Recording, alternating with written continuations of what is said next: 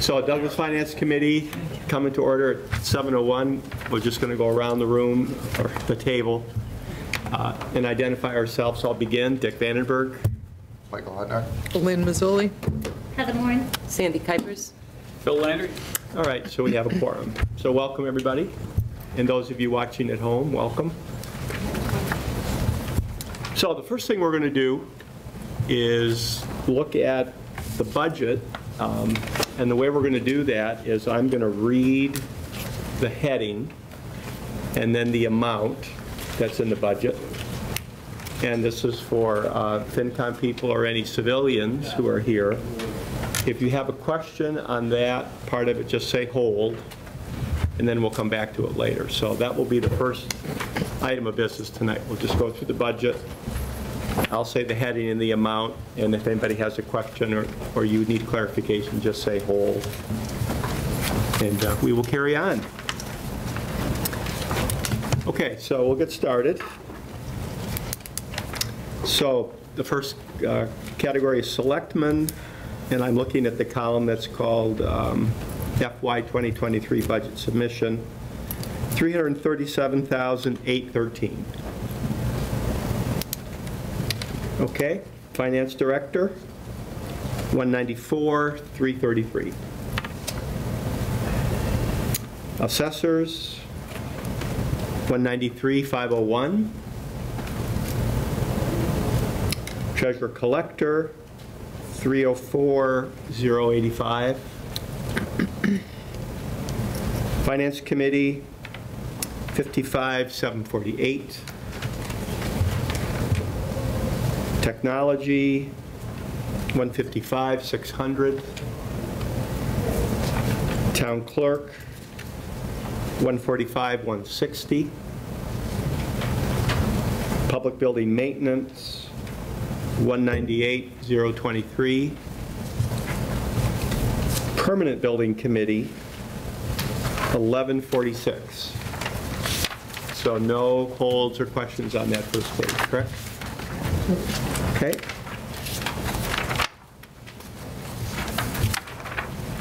Okay, Community Development, $269,587. And then we go down, so the total general government is $1,855,347. All right, Police. $1,930,916. Fire, this is the wages and expenses, $674,572.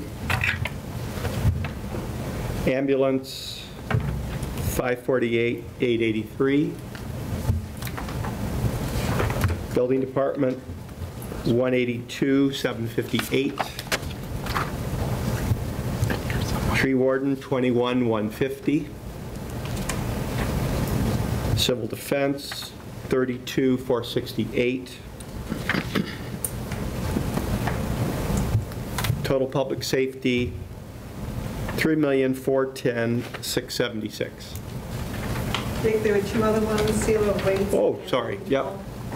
Sealer of Weights and Measures, $750. And Animal Control, $19,179. And then that total was $3,410,676. Okay, everybody good so far? Okay, Cemetery, we have $98,60. Highway, total highway $1,070,228. And then other public works, we have the landfill, monitor wells, and street lighting for a total of $40,700.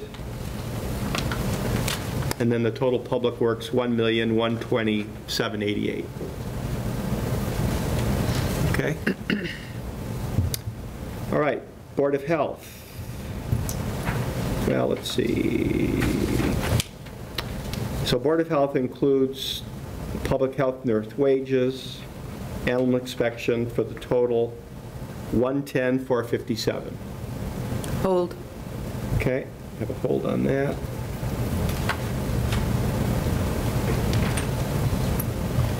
Council of Aging, 130,732.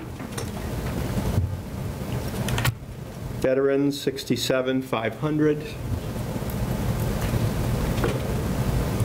And the total Health and Human Services, 308,689.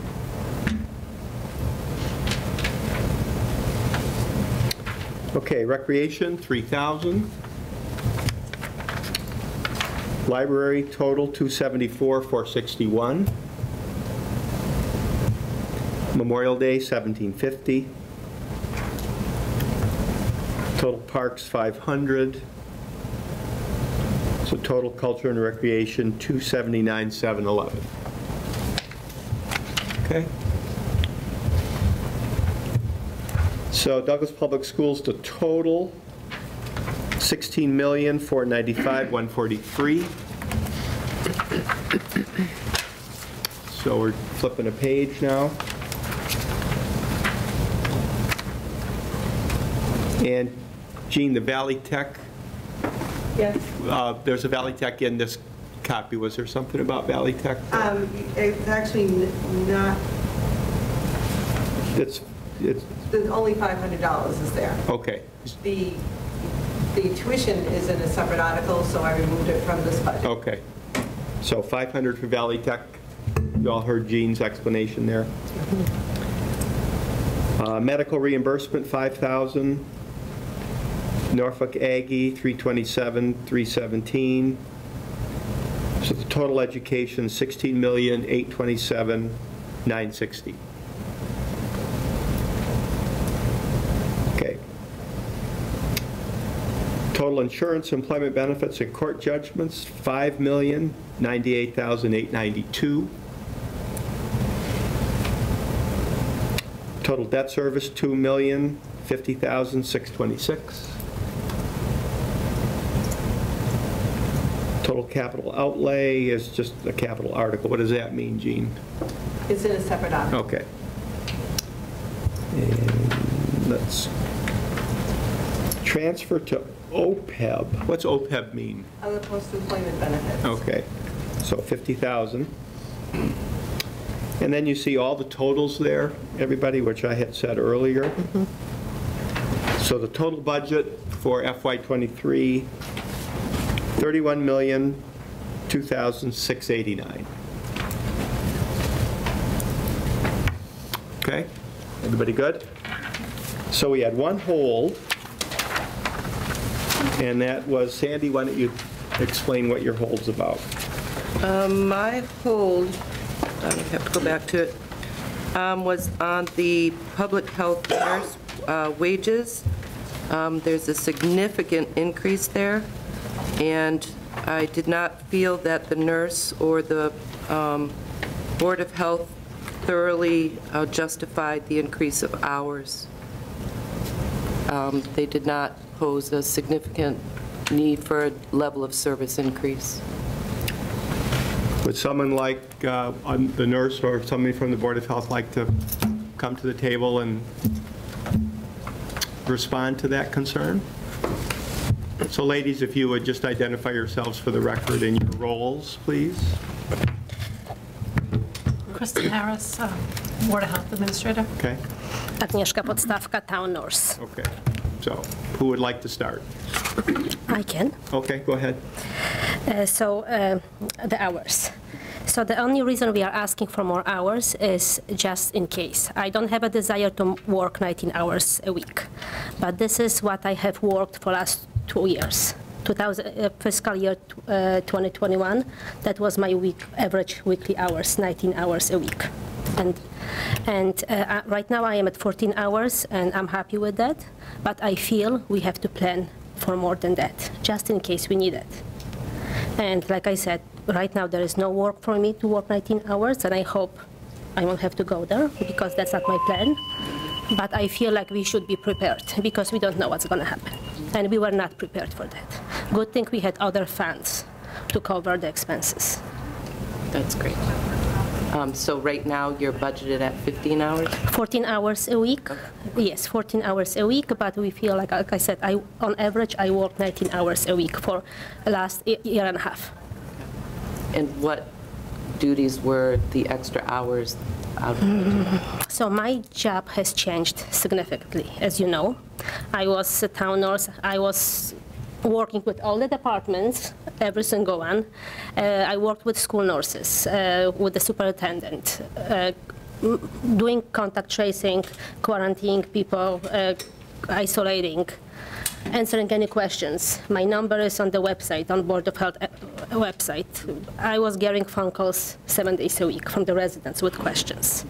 So, like, it's like, I don't know, it's hard, all COVID. I was like, I feel like I'm COVID specialist now. Right, yeah. We do appreciate all of your hard work. Thank you. You're welcome. Any Did that answer your questions? question, Sandy? Yes, it does. Okay. It answers the question, but I still feel that the COVID thing is easing out. And Can I ask one? Yeah, go ahead, Phil. And this is through the chair to town finance. Can any overages in extra hours be made up in the special town meeting or some other mechanism that you all have in the financial world versus putting it in the budget? Well, it has to be in the budget, so town meeting will have to vote it, either they vote it as part of this budget, or they will vote it at a subsequent town meeting. Again, I want to remind the Finance Committee that what you see as a budget increase is not truly a budget increase, because we had use of the CARES grant and CMRPC's grant for the town nurses' hours. So you're only seeing the general fund appropriation from one fiscal year to the other. So we did look back on FY21, it was over 19 hours a week, and then we had a surge in time between October and the end of January, where she was exceeding 19 hours a week as well. But yes, to answer your question, if there should be an increase in hours, we can address it at either the fall town meeting or the May town meeting. But we cannot overexpend the salary line. Yeah, Carol? Unlike snow and ice. where Yeah. we legally deficit- Yeah, I get what you're saying now. legally deficit spend the salary. So you're Okay. looking at a reserve fund transfer until a town meeting is available. Okay, so it could be done then through that mechanism? It could be, yes. All right, Carol, go ahead. I have a question for someone through you. We've budgeted her for 19 hours, and she may not work 19 hours. So if she doesn't work 19 hours and everything goes great, she doesn't have to, well then, won't that money just come back into free cash? It will. But at least we've got it there in case we have a crisis again. But if it's not spent, it'll come back into free cash. But it doesn't necessarily mean it's going to be spent. that's the case? What's that? Yes, that's definitely the case? Yes. Okay. So what's planned for is less than those hours, but this is just a buffer. Yeah, exactly, just in case we need it. So you don't have to do a chargeback at the end of the year, or you will if it's extra. Is that the idea? Whatever balance will either close into free cash, or we'll use it as a funding source at next year's spring town meeting for another department, as we will do with Article 1 of the special. So we review the articles, we review the budget both at the November town meeting and at the spring town meeting. And at the November town meeting, we look at, because you're planning the budget a year and a half in advance. Are there any things that we see that need to be addressed in November? And then we'll look at it again for the May town meeting. And if, for instance, if this department still uses the 14 hours and there's some balance in there, I may use it to fund snow and ice. I may do a transfer for that. Right. So we look at the budgets again at that time. Chief, just identify yourself for the audience. Chief Vincent from the Fire Department. I just want to go on record to say that Agnieszka was very helpful for us at the outbreak of COVID, on the phone with us at the drop of a hat, and we had to consult with her on whether we had to keep people out of work initially when COVID first hit. Then during the surge, she helped with the vaccinations. I'm sure Chief Migliani will feel the same way. She was a team that really helped keep us safe, and I think it's money well spent. Thank you. Okay, thank you. Anybody else on this topic?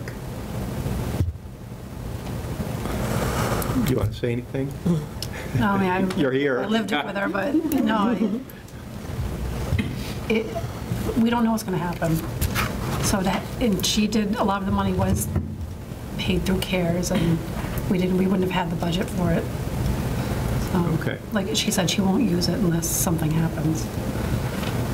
Sandy, any other questions? No, I'm satisfied, thank you very much. Thank you, ladies. Thank you. Appreciate it. Any other questions from the audience on the budget at this point? So we've gone through it. We've had the opportunities for hold. We have to do our own discussion of it later as a finance committee. You're welcome to stay for that if you want, or not. It's kind of up to you. But any comments or questions from any of you on the budget at this point? We're not voting on anything yet, but in terms of information or any of the numbers, everybody good? Okay. All right, so our next item on our agenda is Town Administrator's Report, but Matt has nothing to say, right, Matt? Okay. Wanted to give you a chance, though, just in case. I'm sure you'll get your chance. All right, so the next thing on our agenda, everybody, is to review and vote the recommendations for the budget. So if you look at the, you'll have the copy of the warrant article in front of you. Everybody see that?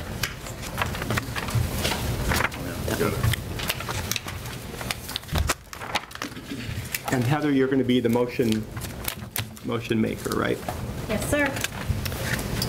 So basically what we're going to do is we're going to go through the warrant articles, and Heather will be making the motions, and if you could sort of take turns seconding them, but it's basically to recommend the various warrant articles.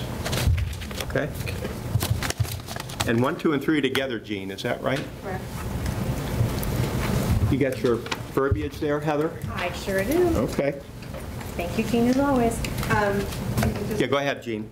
Were there any changes, was the Finance Committee voting any changes to the budget? Because before you make this, we have to make sure the numbers are staying. Are you voting the budget? I don't, Sandy, you proposing any changes or not? No. Okay, so we're as is. Okay. Okay. So Heather? So do I need to list Article 1, 2, and 3 and do the motion that way, Jean, just to make sure I'm doing it correctly? Yes, and then just,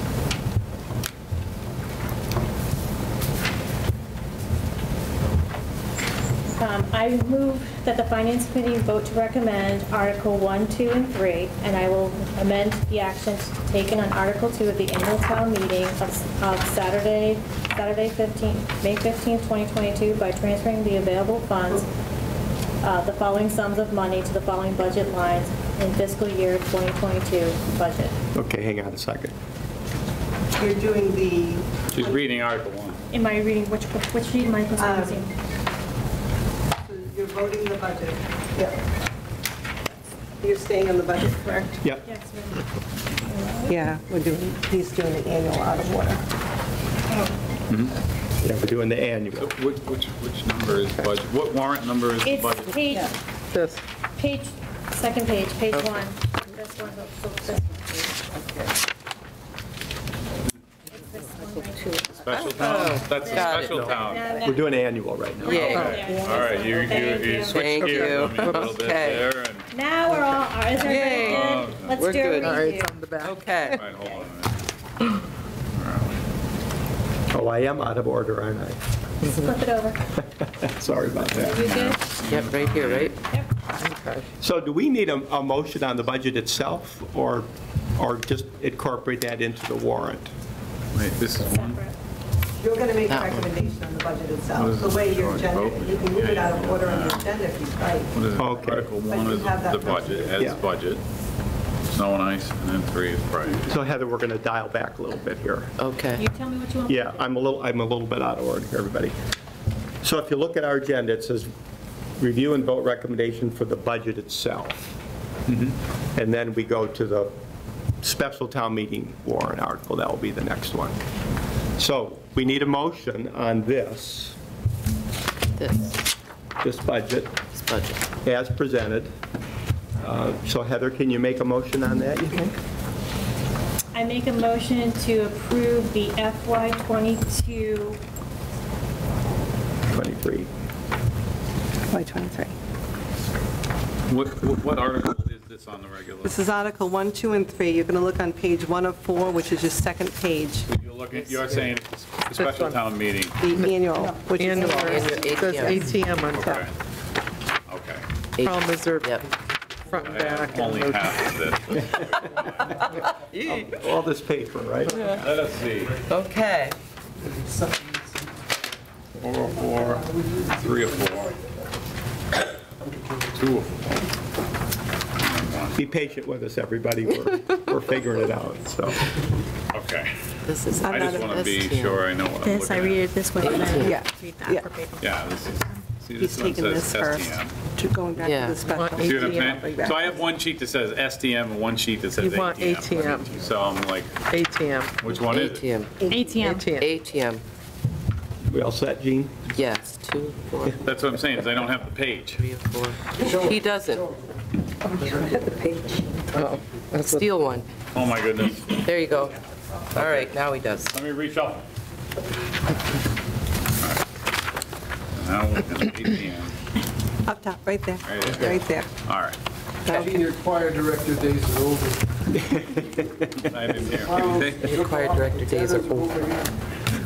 It's the toughest seat in the house, folks. Yeah. Yeah. I move that the Finance Committee vote to recommend that the town vote to hear and act upon the report and recommendations of the Finance Committee, and further to fix the salary and compensation of elected officials as presented in the Finance Committee's FY23 budget recommendation, and further to approve a total budget of $31,002,689, consisting of $15,629 transferred from the Reserve for Reduction of Excluded Debt account, $370,000 transferred from the Ambulance Receipts Reserve for Appropriations, $10,000 transferred from the Wetlands Protection Fund, $3,227.347 transferred from free cash, and the remaining $30,279,713 to be raised and appropriated, all as set forth in the column entitled FY23. Thank you, Heather. Do we have a second? Second. Michael Hutnet seconds. Any discussion on the motion? Everybody clear what the motion is then? This is strictly budgeting, not capital, right? This is just the budget, yeah. It's Articles 1, 2, and 3. Yeah, the 31 million and change. Okay, any questions or comments on the motion? So Heather made the motion and Mike seconded. All in favor, say aye. Aye. Aye. Aye. Opposed? Abstain? Motion carries. Thank you, Heather. Thank you, Jean, for looking behind our shoulder here a little bit. All right, so budget is been approved, or not approved, the budget's been recommended by us. So now let's look at the special town meeting warrant articles. That's the next item on our agenda. STM.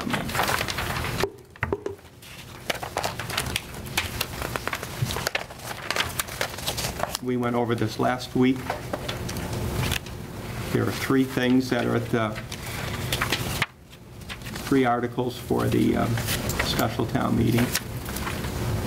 Are you approaching the bench here, Jean, or not? The bench. Are you good, Heather? I think so. All right. The bench. So, Heather, you have the floor. So this is for Article 1 for fiscal year 2022 budget transfers and amendment. I move that the Finance Committee vote to recommend to amend the action taken on Article 2 of the annual town meeting of Saturday, May 15, 2021, by transferring from available funds the following sums of money to the following budget lines in the fiscal year 2022 budget. Do I have to read every single one of them, Jean, or can I just do? You want to for your audience? We've historically read the individual ones. I can do that. Okay. Increase assessors expenses, $25,000. Increasing technology expenses, $25,000. Increase tax title expense, $2,000. Increase street lighting, $6,000. Increase highway maintenance, $15,000. Increase audit expenses, $5,000. Increase ambulance wages, $11,000. Increase animal control expenses, $1,000. Increase police wages, $3,500. Increase highways expenses, $7,000.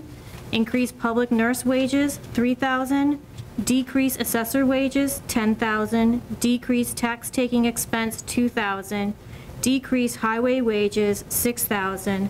Decrease Norfolk agriculture, $30,000. Decrease total insurance, employee benefits, and court judgments, $55,500.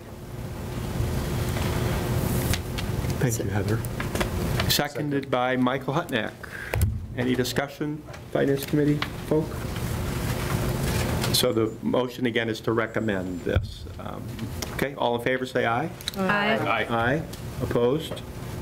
Abstain? Motion carries unanimously. Okay, Heather?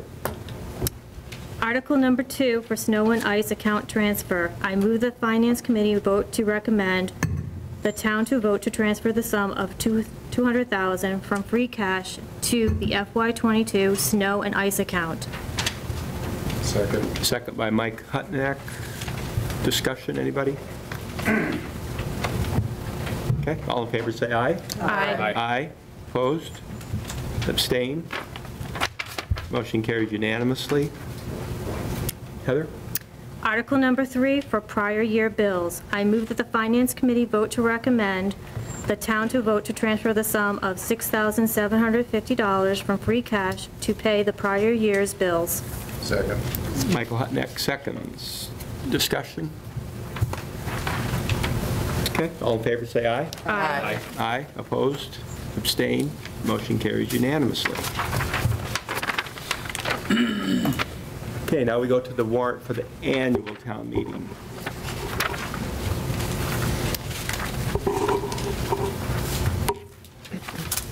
So just take a sec to get all your stuff organized here.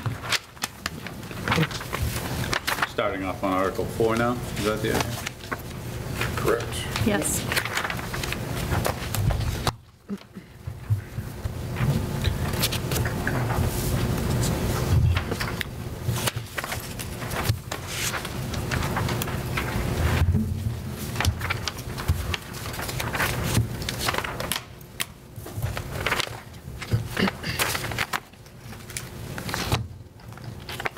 You got all the motions ready to go? I am good.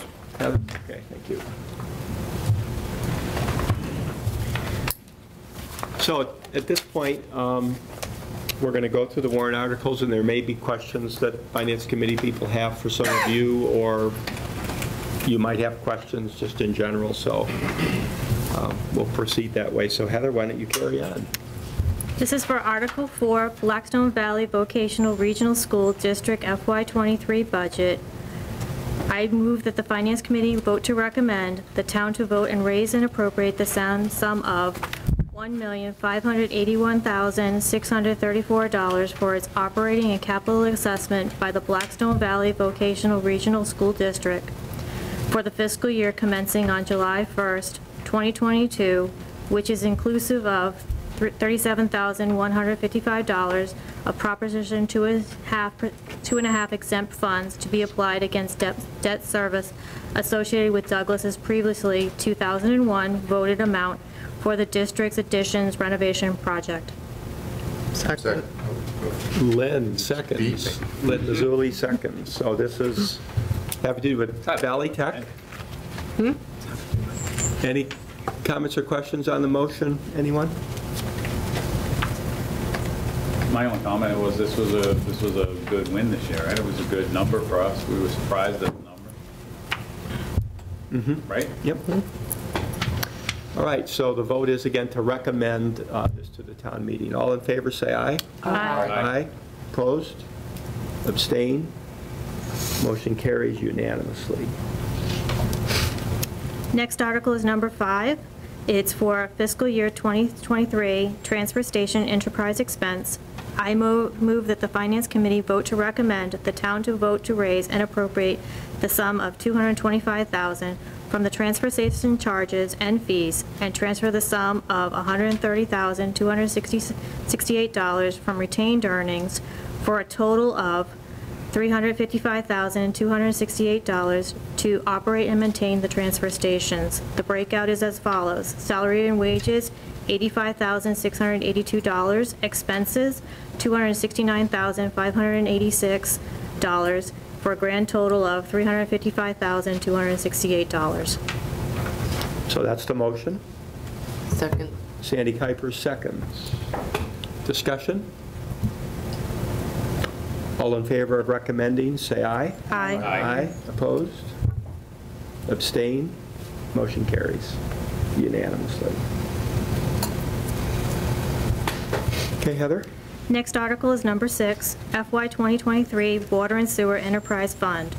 I move that the Finance Committee vote to recommend the town to vote and raise and appropriate the sum of $1,285,245 from the water and sewer charges and fees, transfer the sum of $256,867 from the water sewer retained earnings. It's the sewer department's development of $115,000, water system development of $40,000, and the reserve for debt of $101,867 for a total budget of $1,542,112 to operate and maintain the water and sewer department. The breakout is as follows. Salaries and wages, $486,543. Expenses is $953,300. Debt is $102,269,000 for a grand total of $1,542,112. That's the motion. Any seconds? Second. Michael Hutnick, seconds. Discussion? So this is a different article, or a singled out article because it's an enterprise fund, is that the idea? Anybody else, comments or questions? Okay, all in favor, say aye. Aye. Aye. Opposed? Abstain? Motion carries unanimously. Heather? Moving on to Article number 7 for the FY 2023 PEG access and cable receipts reserved for appropriation. I move that the Finance Committee vote to recommend the town vote to transfer the sum of $103,130 from the PEG access and cable receipt reserved for appropriation to operate and maintain the cable department. The breakout is as follows. Salaries and wages, $65,989. Expenses, $37,141 for a grand total of $103,130. Second. Seconded by Sandy Kuiper. Everybody know what PEG stands for? No. Public Educational Government, I think. Is that right? Anybody? Is it public? Is that the first one? Okay, thanks. All right, all in favor say aye. Aye. Aye. Opposed? Abstain?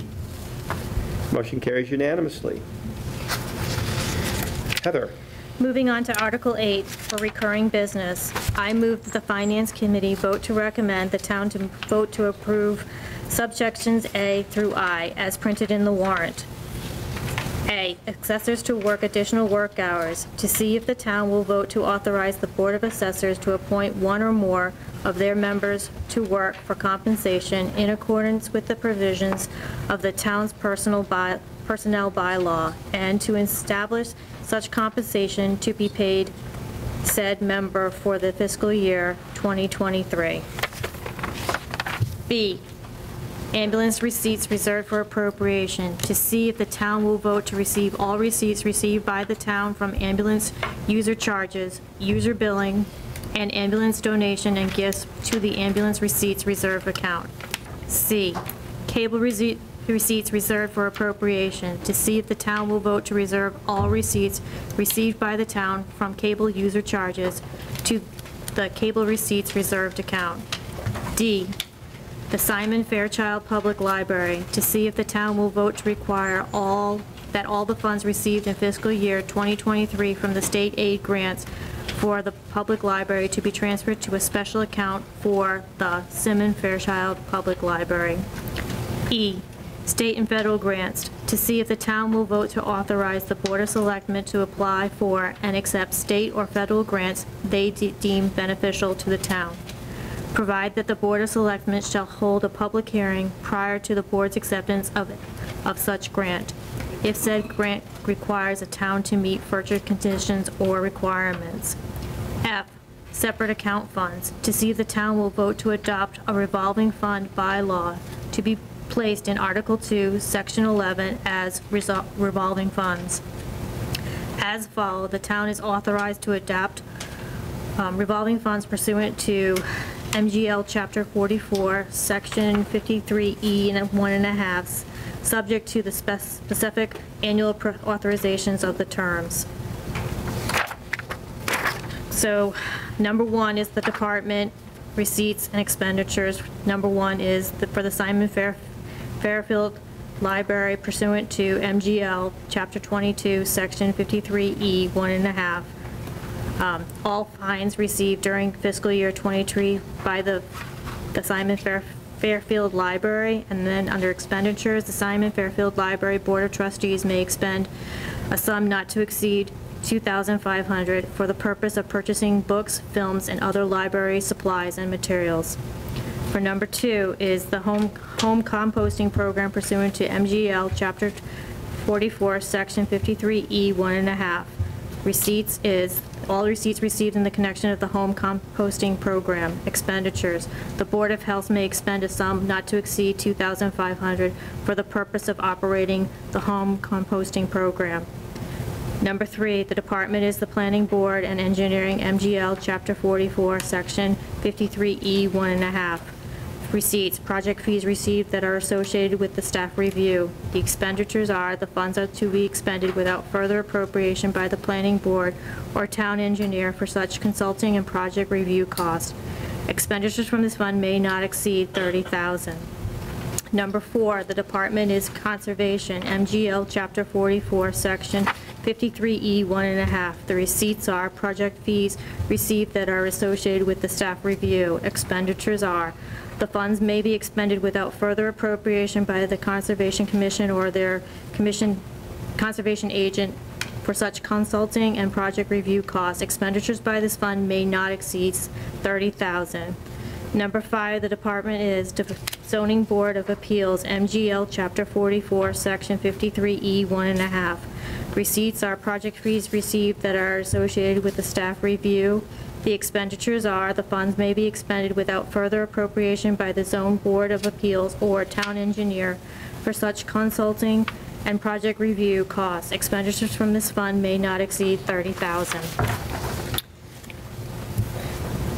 Section G is the acceptance of Chapter 20 to see if the town will vote to... 90. No. Chapter 90. Yes, you Oh, said 20. I'm sorry. That's okay. Getting blurry-eyed there. Thank you. You're doing great. Sorry. Hey, you're doing all the work. Section G, acceptance of Chapter 90. We've got to do 20 again.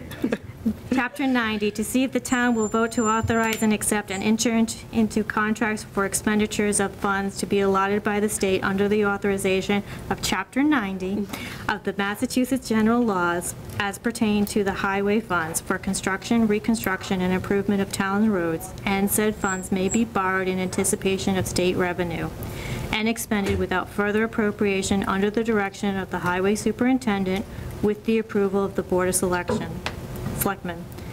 Section H, compensating balance agreements, to see if the town will vote to authorize the treasurer to enter into a compensating balance agreement or agreements for fiscal year 2023 pursuant to MGL Chapter 44, Section 53F. Section I, acceptance of easement, to see if the town will vote to authorize the Board of Selectmen to acquire by gift an easement or easements for the purpose of construction, installation, maintenance, or repair of municipal drainage, sewer and water systems, and roadway. Second. Thank you, Lynn. Now, can you repeat everything she said? I cannot. I can read it I have for a you. question. Okay, Sandy? Can somebody tell me what H means? Compensating balance agreements. Matt?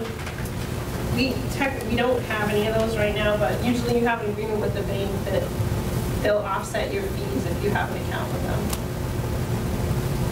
Okay. But we're not charged any fees right now, so we don't have any compensating balance agreement. But it's an annual item that has to be there just in case. Okay, thank These you. are all housekeeping items. Okay. And you'll see them every year. Thank you. So that's the motion. Did you second it, Lynn? I You did. did, that's right, and you were going to repeat it, weren't you? Yeah. No, I was not going to repeat it. All right, all in favor, say aye. Aye. Aye. Opposed?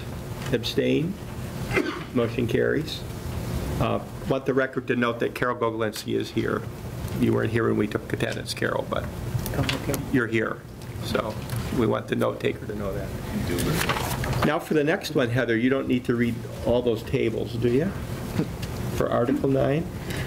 It's pretty blank, which is pretty good. So moving on to Article 9 is the Personnel Bylaw Classification and Update. I move that the Finance Committee vote to recommend the town to vote to approve the Personnel Classification and Compensation Plans for fiscal year 2023 as written in the warrant. Nice. Okay. Second. Lynn Mazzoli seconds. Now, we haven't seen this before us yet, but Matt, this is something you've been working on for a while, right? We got a last minute edit that we may have to do. Okay. If the water superintendent would choose not to disappear precisely this moment, to explain it. So you guys just identify yourself for the record, okay? Bob Sullivan, Systems Manager, Sewer Department. Matt Wilczek, Town Administrator. Okay. The comp table denotes what people are paid when they are in certain grades and steps, whether they're hourly or salaried. We did a number of edits this year to kind of catch up, make sure that the table accurately reflects the budget. But Bob has a couple that have to be on there. I guess that slipped through the cracks. So that the commissioners, go ahead, you explain. So there's a few positions at the Water and Sewer Department that need to be added to the compensation chart. They're positions that are required by law, and they didn't have the correct titles or positions in here. Does adding these have a monetary impact on the budget? It's been accounted for in the budget. Okay. It's just something to kind of clarify and make sure we're meeting the standards. And the way the bylaws are written, we have to take the job description and attribute it to the personnel bylaw. So in order to do that and meet the DEP requirements as well as the personnel bylaw, I need to have them added to the compensation chart so that everything jives. But what you're adding doesn't affect our bottom line at this point. Nobody's bottom line here. It's all already accounted for in the water and sewer enterprise budget. Okay. Which was previous. It just moves around a little more. Well, it's all still in Within there. the group. It's already in there. It hasn't been. It's cooked in the sauce already. I think what you're saying, if I may paraphrase, is if you get audited by the DEP and they say, show me your personnel bylaw with your compensation charts, you need those positions specifically outlined here. Right. So Otherwise, they would find you a non-compliant. It's to tie the two together so that Yeah. the position has a job description that we can hold the employee accountable to, and it ties to the compensation chart, which is part of the personnel bylaw. Yeah. So what do we handwrite here as we're paying attention now? So I'd have to go back and look at what the exact title was. Okay, but where would we insert something here? So these are under the management, no, not management. So these are hard to read. Is it under Public Works? Yes. We've got water operator. Yes, it's on page 4 of 9 of the town warrant.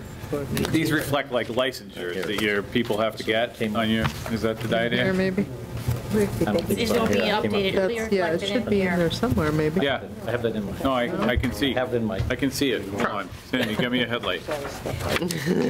Yeah, so it's under the Public Works. You don't have as many pages? One of the positions is the PM2. It says Assistant Water/Sewer Operator. Yeah. That title will change.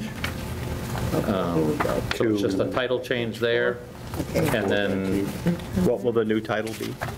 Okay. so that's, I don't have the exact title on that. It's, So the DEP basically wants you to have certain positions for the licensures and that kind of Correct. thing, and it's really just a technical thing. It's not, you're not changing anything financial, so. correct. So we just need to add the titles to the compensation chart. And as I said, they're already budgeted and have been budgeted in the past, so it's really to clear that. So It's a at the- wording technicality. at the town meeting in May, will I'll have the correct term, the things will be there? correct titles in there. And Okay. Yeah, Jean? So remember when I said I don't like surprises unless it's chocolate or Diet Coke? This would be why. Are you changing any grades? not at Or this time. just titles? We have to add some titles that are not in here. Okay. Is this something that, give me the authority to change the font, and we can get it so it's printed in the warrant correctly for tomorrow? Well, that's up to you, right? I mean, you can get her the right I wording. can get her the I information. think Matt is going to get, that's I think what Matt went to do. Yeah, he went to I look think for the Matt is going to paperwork that I get worked with him on previously. I guess my question is the assistant water sewer operator going to change from PM2? Or is it just a title change and they'll stay in that? It's a title change there, and then there'll be 2 positions that need to be added into one of the other grades. I have to talk to Matt about which grade, because there was some reconfiguring of this, but I know he didn't get to the point that he wanted to with some of the language there. So that's some housekeeping you guys can do Correct. intra-office, right? But And for it's our just- purposes, it doesn't affect the dollar amount. Correct. It's a monetary neutral Yeah. issue right now. And it's an enterprise fund, so it's not part of the town's budget that you're voting on. It's just part of the bylaw, which we fall under for the personnel. And it's only going to affect the water sewer, Enterprise affect fund, any employees that have on it. correct. So this is all nomenclature and licensing, and it's not raising people's wages? Correct. Alternatively, okay. So it's neutral financially? Well, it may, but like you said, it's a separate, the water sewer is its own enterprise fund. Yeah. So if he were to add something or a title change on PM3 or PM4 to an existing employee, and they go from to PM2, that no may change, but they'll be approved within the chart, and he has the funding available within his budget. Right, that's what I was saying, it's just moving things around a little. Yep. Any questions, anybody? Everybody clear? We trust our departments to work this out during the day. All right, thank you. Good. All right, Heather, any more of just as printed in the warrants? Where are we? We're on, moving to Article 10. Article 10, yeah. Did we? I don't know. I don't think we did Oh, didn't we vote on it? No. Sorry. We were going to say, We have the motion, We have the motion. and we had discussion. We need. for Article 9. And did you second it, Sandy, or not? There was a second, yeah. There was. I seconded. Sandy seconds it. So should we? Yeah, Jean? Can we amend the motion to reflect the changes? Yeah, I think we need to do that. Instead of saying as written in the warrant, we should say as written in the warrant with the few position changes as discussed. Would that satisfy, Gene?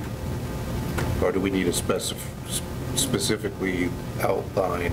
I would put at least the water sewer position, so it's tied directly to what Okay. they're going to recommend. So Sandy, you seconded it, so is that okay with you to amend the motion? Yes, I amend my motion to second. So how would you word it then, Mike? Why don't you be the wordsmith? You ain't Yeah, you not put going me to on the get there. spot. Accept the amended wording, whatever. So this will be the motion, Mike's working on it. Okay. Warrant.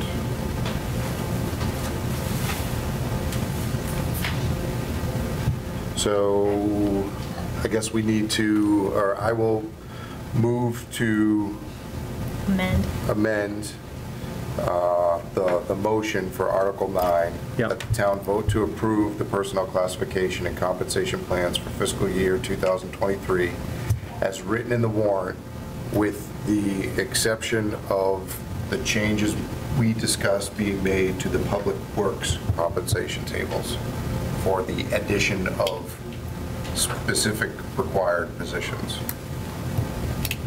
Everybody got that? About as good as it gets. Okay. And I second. You seconded by Sandy Kuipers? Yes. Thank you, Mike. Nice. Good job. All right, all in favor, say aye. Aye. Opposed? Abstain? Motion carries unanimously. Now, I think, did we just vote on the amendment? Now we got to vote on the thing itself, right? Did we have the- Well, I think if I think he included that in his You wording. included Yeah. it, so that was the whole motion, then Yeah. you made the whole motion. Yeah. Fine. We're good, It Carol. was a good Okay, motion. it was. Very good. I'm making trouble. Roberts himself would. Amazing talent in motion making.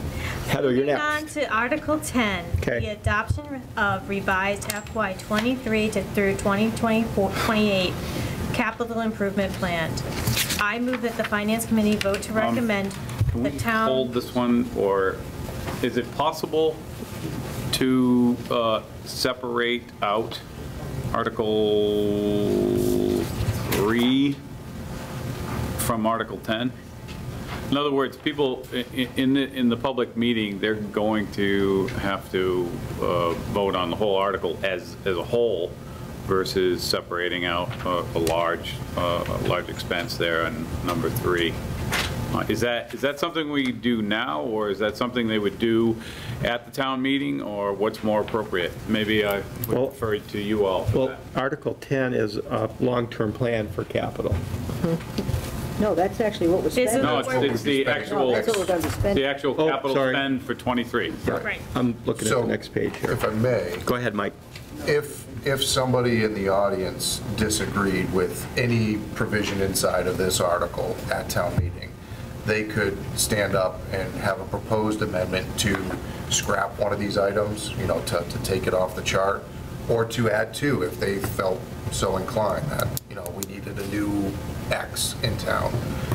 Right. They could make that motion on the floor, and then Right, no, I've seen people break out items at the beginning, but it's a very small portion of the meeting. At the very beginning, the town moderator asks to see if there's any exceptions to accept the warrant as proposed.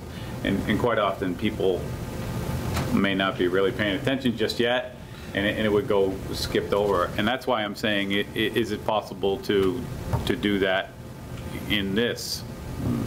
Well, they wouldn't have I to guess I do would that say. just at the beginning. They could do that at any point up until the vote was brought to the floor. So my recollection of the town meeting is that the warrant gets accepted, or the warrant, the articles in the warrant get accepted at the beginning of the meeting. Is that wrong? Yeah, no, I think what he tells you is that they will duly posted. Yeah, you're Right. accepting the posting. Yeah. So that it has to be posted at certain locations, and then you will vote on it as you go along. Right. Because there's a whole question and answer, there's a discussion point, there's all of that back and forth that we do during town meeting. And then up until the point that the moderator says, okay, let's vote on this, and we take the votes, then it's kind of cast in stone. But right up until that point, anybody could propose a revised budget. But I think if they want to revise, It's gotta be revise in it, they got to written. bring it in writing and It's got to stuff. be in written. You And need that's- to contact the town moderator before the town meeting. Right. So he has it, Right. make sure the verbiage is correct. That would be what we would advise our citizens to go and do, is to contact Keith Menard. If they're going to take something and they want to either add to it or change it, they need to go talk to the town moderator. And people will read the warrant when it comes in the mail before the meeting, so they have a chance to, Yeah, no, that's not my problem, is that they're going to read it. My issue is that I think for an item as significant as number 3 in that item number 10, that it should be a separate warrant article. That's all that I'm throwing out there. Okay, Chief, and then Jean, go ahead. Kent? I know at the last meeting, Phil had some concerns. I'm here to address those and educate the public. If people want to ask questions, now's the time to do that, and I'm prepared to do that at the town meeting too, but I'd rather do it ahead of time. Right. Yeah, So my questions were similar to before about when I started talking about the ambulance trips and recordings and how we did in the past with that purchase. If this truck, as I understand it, is a secondary pump truck, and That's incorrect. okay, so my understanding of it was this was a backup pump truck. This is a secondary one that would be added to fires that would be larger or that type of thing. No. So, It's replacing. well, so there we have it. If I don't understand it right now, then that means maybe it's not been explained so fully. And I listen pretty good. So what I would say is, I don't feel like you have come to the table and said to us, look, we need $750,000 for a truck. And here's the number of calls we do where we had 2 pump trucks being used, or the number of gallons exceeded what our number 1 truck was, or whatever the criteria are for that. I mean, you guys are very technical and professional people. You guys know how to come forward with detailed stats on the number of trips, why you need that pump truck, and what it's going to help you achieve, and so when I heard you talk, we really need a pump truck. This one's getting old, and I'm okay with that. Look, I'm a big fan of public safety. $750,000 on top of the capital budget. There's a lot of buildings and roofs and things that are fixed assets that need to get repaired and replaced all the time too. And so what I was looking for was just a little bit of detail in the understanding of why it was really needed versus just, hey, it's getting old. So, and don't get me wrong, again, I love the fire department. You guys are very dedicated. I'm not saying that it's probably not warranted, but I certainly, for $750,000, our job here in this board is to oversee the taxpayers' money. And when you're asking for $750,000, we should have at least a sheet of something that explains the number of trips, the number of reasons. No, I'm not done yet. Okay. So that's my concern. It's not saying that I don't trust the fire department. I think you're just glomming on, you want a new truck. None of the above. I'm all for public safety. Show me why it's needed, or why you're making this, why we're going to be able to tell the townspeople we're spending $750,000. Okay.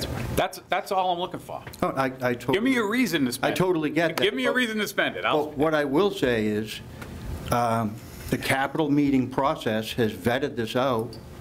I've explained this probably 6 or 7 times in the past 7 years to the capital committee. I understand people think it's a reserve piece. It's not a reserve piece. If you have a structure fire out of the hydrant district, you need extra water. And you also want that truck to perform and not fail because it's old when you're in the middle of a firefight. So fixed assets, buildings, I would ask, is your house a fixed asset? If it was on fire, would you want that fire truck to work? Or would you want me to show up with just 1,000 gallons of water instead of 5,000 gallons of water? Right. That's the old argument all the time, and no one can argue against public safety. Again, all I'm looking for is justification as to why the old truck wouldn't do for another couple of years until we built up a little bit more money, and then we could do. That's all again. I get it, Phil, but that's the whole point of watching the capital meetings, which is the process that we go through that I already. When I come here to talk about the budget, I come here to talk about the budget. If you want me to talk about a fire truck, ask me the questions about the fire truck while I'm here. What I will say is that as best practice, that is NFPA 1901, and I know that Mr. Fitzpatrick talked about that the other night. Yep. And in 2009, NFPA changed their standard to include many more safety features to protect firefighters and civilians. What we have is a truck that we spent, I've got, if you want to talk about how many times was it not in service because it was broke, I've got probably $20,000 worth of receipts right here with me if you'd like to see them over the past See, that's what No, I'm that's looking my for. point. is some But evidence. this is what I did with the capital committee. This is what I did with the capital You committee. can't expect us to go to all the town. I'm not asking you to go to all the town meetings, but I'm asking you to trust that the capital committee has vetted these questions out and that they're just not willy-nilly approving $750,000. So let me get down to statistics, okay? In 2001 was the last time the town bought, before 2017, the last truck we bought that is NFPA compliant right now is a 2017 truck. It's now 5 years old, all right? Before that, we had a 2001 tanker that was bought, all right? That's now beyond the 2009 standard of all the safety features. It's our water truck. It's what brings 2,500 gallons of water. We didn't buy a truck from 2001 all the way to 2016, except for the fact that we got a grant for a $500,000 ladder truck for $500,000. The town paid $30,000 for that truck, a brand-new $500,000 because we got a grant. We've been applying for grants, okay? We just got a grant for $250,000 for a forestry truck that hopefully we'll have ordered very soon. So it went 16 years without buying a new fire truck, so we fell behind with being able to keep our apparatus current and the technology current. So if you'd like, I can show you what NFPA 1901 says, the things that have been improved, but I will also tell you that we recently had to spend about $5,000 last year to get it roadworthy because it failed the DOT inspection. All right? That's documented. I have that here for you. I would also say that very recently, within the last month, it sprung a leak, filled up our gray water tank at the fire station. Another $850 to get that pumped out because the truck sprung a leak. Close to $2,000 for the bill. Yeah. Right. $2,000 to get the truck fixed. So this is a truck that it's not in reserve. In other words, when our newest truck is out being in its shop and being serviced, this truck is front line. This truck is the truck that's protecting the town. The one that I lost my train of thought here, but they told us that that the pump would need to be repacked. Well, we repacked it 5 years ago, which it shouldn't have failed. Right. So he said the pump needs to be rebuilt. So we went and we replaced the truck to make it roadworthy last year.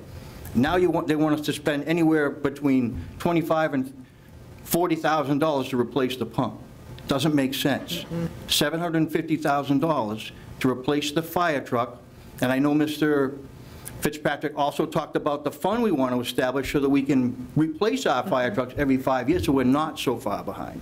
So we don't worry about running out of water at a house. It's not, this is stuff we live. Right. You know, this is stuff we live. We're serious about this. We've had fatalities in this town, and it's not fun to stand in front of a news crew to talk about somebody whose life has been lost. I can attest to that. So I'm not one that's going to say, oh, people are going to die. I'm not going to do that. But what I'm going to say is we need to be progressive. We need to keep up with the times. We need to have all the safety features on apparatus and make sure reduce the risk, because it's not going to always reduce the risk 100%. But we want to reduce the risk as much as we can to prevent a failure so that someone gets hurt. When we go into situations, they're already out of control. Right. It's our job to bring them under control.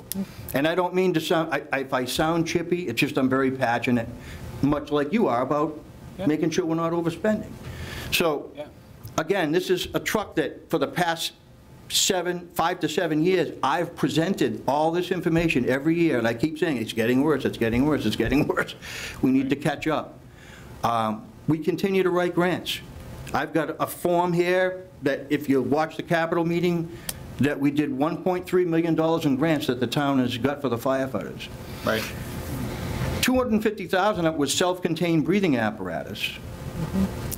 Grants for fire protection, our gear. This is money the town has not had to spend. Right. That are our basic needs. So at some point, we got to start bellying up. And paying for the basic needs of the fire department so that we can protect you adequately and do our jobs. That's all. Right. Mike had a comment. I would also argue, in defense of this spending year, that it's fiscally responsible to start replacing the fleet a little bit at a time. We were once in a position, being a member on this finance committee for a few years now, where we had to replace all of the police fleet vehicles at once. And that was a bit, of a stretch for the town to do at the time. And we've gotten ourselves to where if we can get on a rotation with all of our fleet vehicles, with all of our capital building maintenance and reinvestment back into it, we're more fiscally sound if we do that, rather than saying, okay, we've got this truck that's, manufactured in 1999, we've got another one from 2001. I think you said your ladder truck was around 2000. It's a 2005, yes. So we've got a couple of vehicles now that if we keep, cutting and kicking the can down the road, if all three of those went down at the same time, it's a catastrophic event. And the chief, you could come and anybody from the town could come with all the statistics in the world as to how many gallons per minute we need, how many road incidences we had, how many house fires we have. The only statistic that means anything to any of us is that one when it's your family on the line. Mm-hmm. If it's your kid in that second floor or your loved one on that road, you don't want to show up without the adequate adequate equipment. And again, it's not fear-mongering, it's not any of that, but it's just a matter of, to be fiscally responsible, to, Well, I sort of take exception to that, I Phil. totally hear what you're saying. I take exception to that. I do not fear monger. No. I've been put into a position where I've had to advocate for years and years and years, and when you well, let's kick the can down the road some more, you start to get a little irritated. So I was right? making comments on Mike's comments, not yours. All right. But what I would add, I understand you're a very serious professional, and you guys do a great job. what I would add is that something that we didn't talk about is ISO, your Insurance Services Organization. The older your apparatus, the more your insurance is going to cost you. When you're out of the hydrant district, the more your insurance is going to cost you.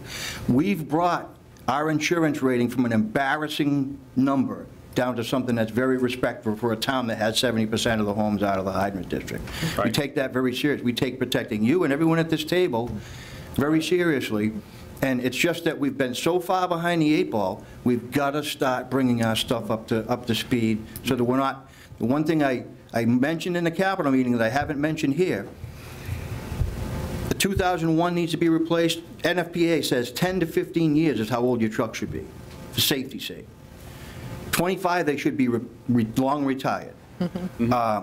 We're going to have a 2005 and a 2001 that now you're talking close to $3 million to replace them all. We got to get on a rotation, sir. Yeah. We got to get on a rotation so we're being fiscally responsible. I'm the biggest fan of actually putting some budgeting in the budget. I'm all for that. So I've been very vociferous about that this year, I think, already. Jean, you had your hand up earlier. Do you have a comment? Mine was really only procedural. I believe the question is whether or not you could change apparatus or change the chart at all. And the moderator, I won't speak to him, but you cannot change something out of the scope of the article. So if this has been served and it's been posted and it's been delivered to the House, the taxpayer's going to look at this and say, okay, these are the items I'm voting. Yep. You can't swap that out for something totally different. You can't change the scope of the article. I've seen it before where they split an article, a warrant article into 2 different components. They do that for voting reasons, not to. That's what I meant. Change what's on the paper. Yeah, no, I wasn't proposing change to the paper. I was just saying that article or item number 3 in Article 10 should be left standing alone so that it could be highlighted and discussed by the citizens. And I agree with Heather, that's a decision for the moderator. The moderator would make that decision solely. The townspeople don't have anything to say about that? Well, we would present go ahead. Okay, Matt, you had a comment? So, we're running out of chairs. The assistant chief took the last chair. Well, Kelly took it. So, wasn't it?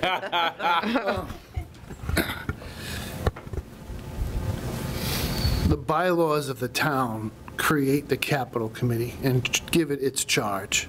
The capital committee owns this article for all intents and purposes. not the finance committee. You own the budget, but you don't own the capital budget. The source of funds is almost entirely free cash, so the select board has dominion over that, and the capital committee is appointed by them, and the bylaw charges them with coming up with a capital budget. So, as a finance committee, you can recommend or not recommend the article. As members of town meeting, you can use any parliamentary procedure you determine you want to. Once the motion has been made and there's a primary motion on the floor, you may make any number of privileged motions.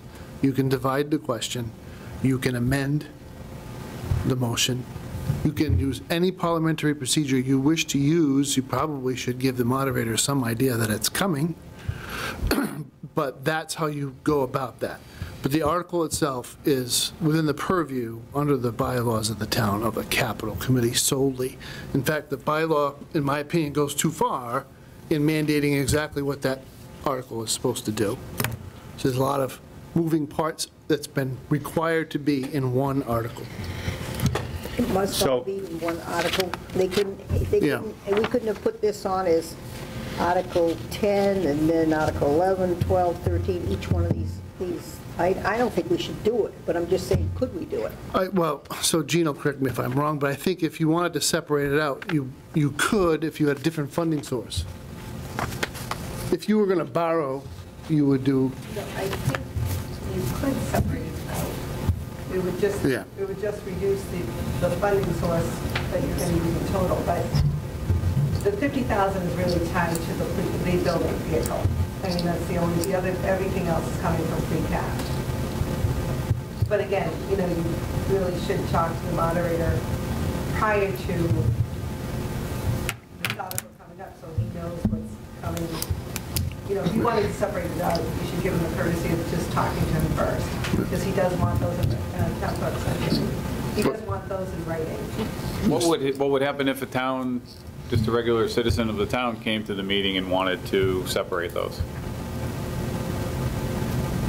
You have that right as a member. You stand, you get recognized by the moderator to make any motion that you can, that is in order to make. It wouldn't have to be in writing, and they wouldn't have to see the moderator beforehand, right? Has to be in writing. No, all those recommendations of talking to the moderator are advice. If you're not familiar with parliamentary procedure, you may make all kinds of mistakes and not be able to do what you think you want to do. So you talk to the person who's going to preside over the meeting to get the lay of the land. Yeah, I think it's important to understand that the Finance Committee receives the recommendation from the Capital Committee. Mm-hmm.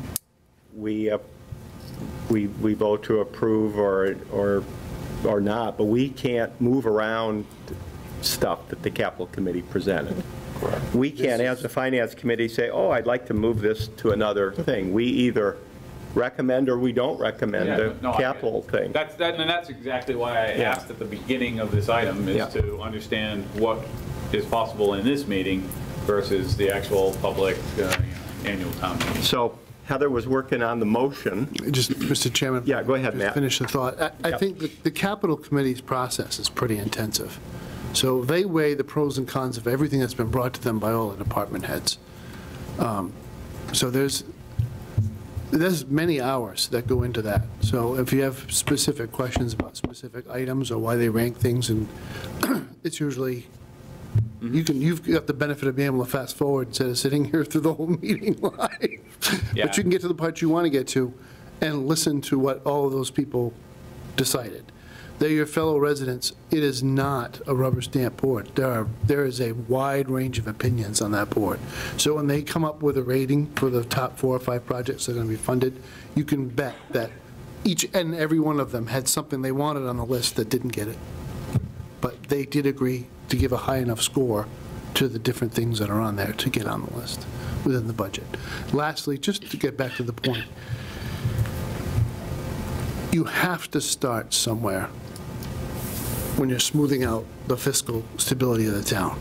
So if you find yourself with one relatively new engine that's about 5 years old, and everything else is at its replacement, the thing to do is you nip it in the bud, you have replaced the one thing you have to replace that's due to be replaced, and then you engage in a program of saving, dedicated savings to smooth out and not have that big blow.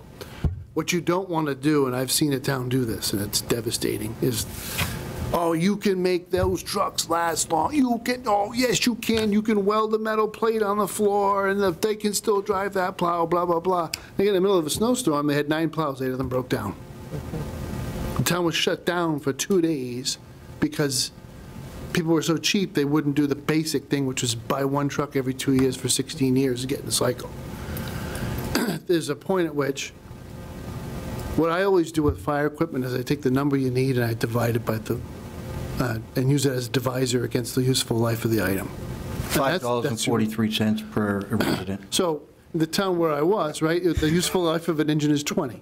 There's 3 stations and 1 in reserve. There's an engine at every station. So they need to replace a fire engine in that town every 5 years, or they will start to bunch things up, not be able to afford it, and then end up having to borrow, which is a terrible solution, to borrow on a 6-digit figure. You don't even have to tell me about preventative maintenance or planning and budgeting. I'm there with you, and so now is the time. We've talked about this before, and so I'm in agreement with what you're saying, and I agree that everything the chief and the town does with regards to fire and public safety is terrific. All I'm saying is, as a finance committee, we expect a little bit of information, tangible information, not allegories or stories, or we need how many miles the thing goes, how many gallons of gas it uses, whatever, how many pump truck gallons it'll use in a fire, and the average number of fires, just something to make us quantitatively understand how it is versus just a $750,000 allegory. That's my only issue with this issue, and that's why I'm bringing it up. And I'll probably be the only dissenting. You know, it'll be more of a protest vote for the information for the information that I didn't get. So hopefully that will help you guys prepare. Well, you did get it because they gave with all you the statistics. due respect, I mean, I remember the chief explaining why. Did you miss that meeting? Were you here? No, I heard exactly. Again, I was looking for not subjective thoughts about why. I was looking for an objective, like tangible numbers and number of trips, number of gallons, statistics that would tell me, hey, you know, this is clear cut neat.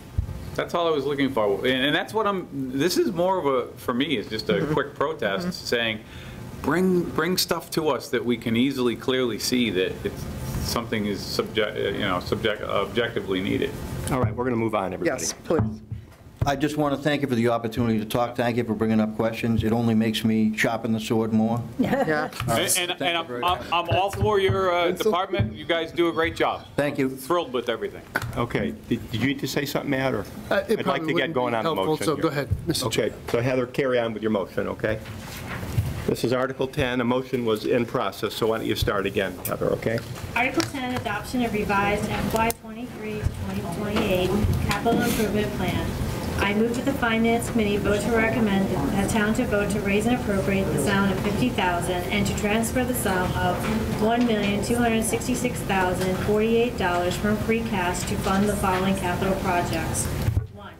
Post office and adult social center parking lot paving and associated costs for $90,000. 2. Roadway paving repairs and associated costs for $360,000.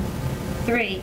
Fire department replace engine number 1 and major equipment and associated costs. This replaces the 1999 engine 1 in the amount of $750,000. 4. Police department and municipal center replace security cameras and servers and associated costs for $35,000. 5. Building department vehicle purchase and associated costs for $50,000. 6. School department Douglas Middle School convection oven and associated costs for $9,474. 7. School department Douglas High School steam jacketed kettle and associated costs for $15,574, for a grand total of $1,310,048. Second. Second by Lynn. Any more discussion on that motion? Okay, all in favor say aye. Aye. Aye. Opposed? Abstain? Aye.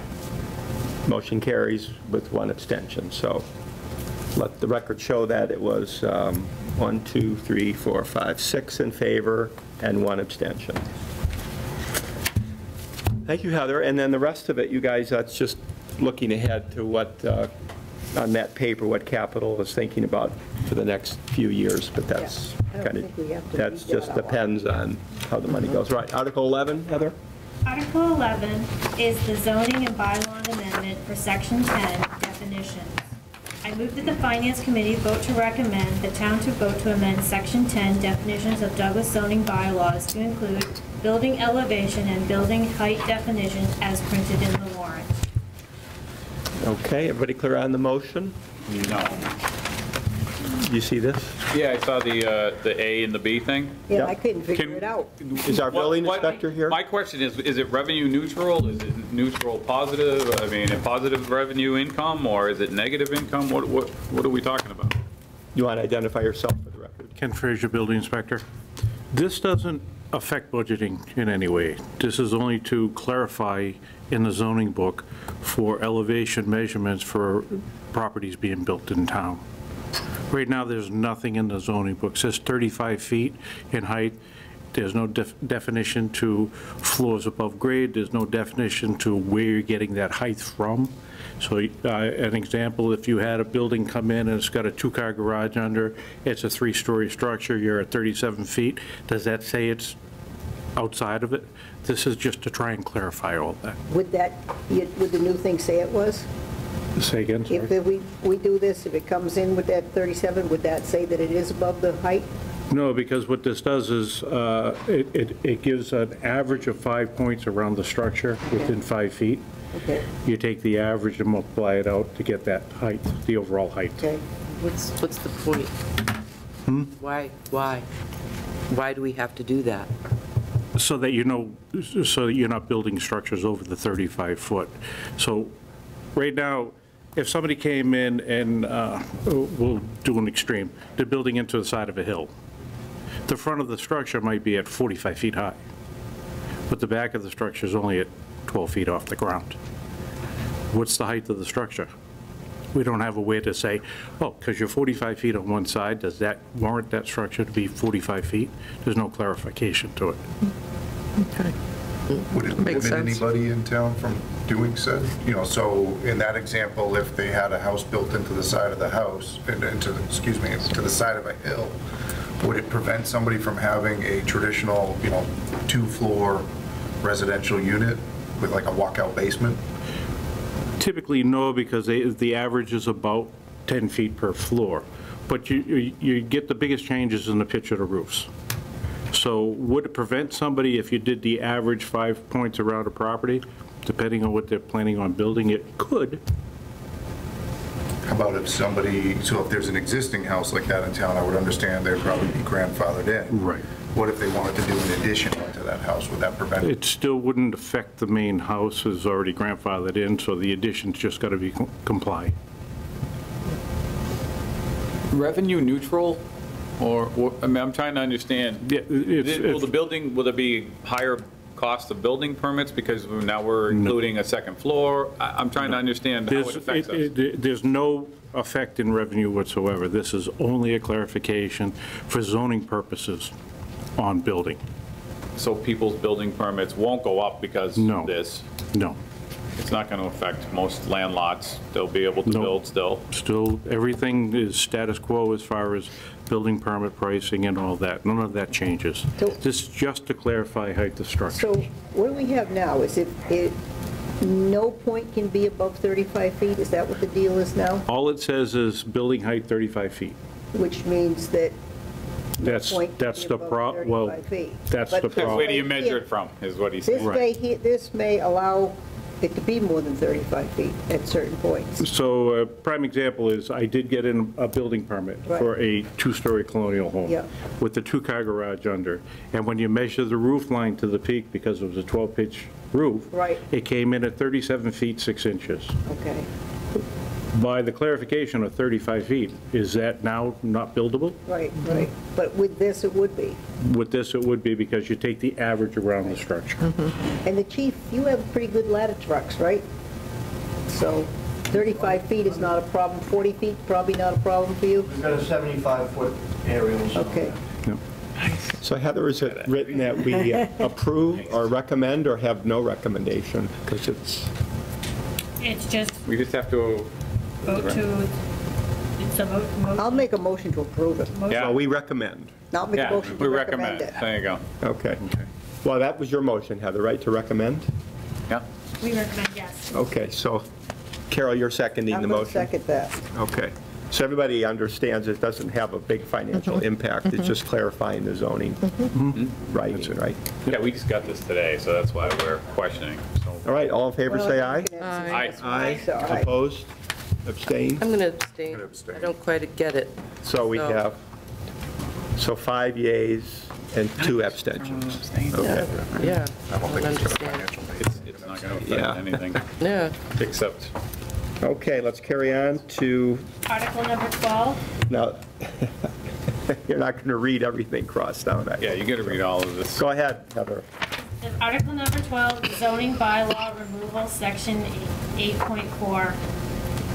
I move that the finance committee, I move that the finance committee vote to recommend the town to vote to remove in its entirety section 8.4, temporary moratorium on the regulation and taxation of marijuana act of the Douglas zoning bylaws as printed in the warrant.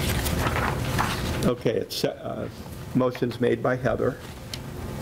Seconded. Before we answer, this is revenue positive, am I right? Because if we remove the moratorium, that means that they could approve new possible, no. Someone clarify. This is the first time we've seen it, so that's why I. Good evening, members of the committee. Matthew Benoit, Community Development Director. Okay, This Matt, moratorium expired in 2018. It's just sitting in the bylaw for no reason at this point. So it's just to get rid of it? Thank you. Now that's That makes it easy. clarification. Beautiful. We need a second on the motion, though. Second. Mike Hutnick seconds the motion. Any questions for Matt or for the group? All right, all in favor, say aye. Aye. Opposed? Abstained? Motion carries. Thank you. All right, Heather, you want to carry on with, Article are you going to talk about site plan review, too? Sure. Okay. Article number 13, zoning bylaw amendment, section 9.4, site plan review. Move that the finance committee vote to recommend the town to vote to amend section 9.4 of the Douglas zoning bylaws subsections 9.4.2 and 9.4.4 as printed in the warrant. Do you want to explain why this is here? Thank you, Mr. Chairman. First, we need a second, though. Second. Mike Hutnick seconds it, all right. Carry on.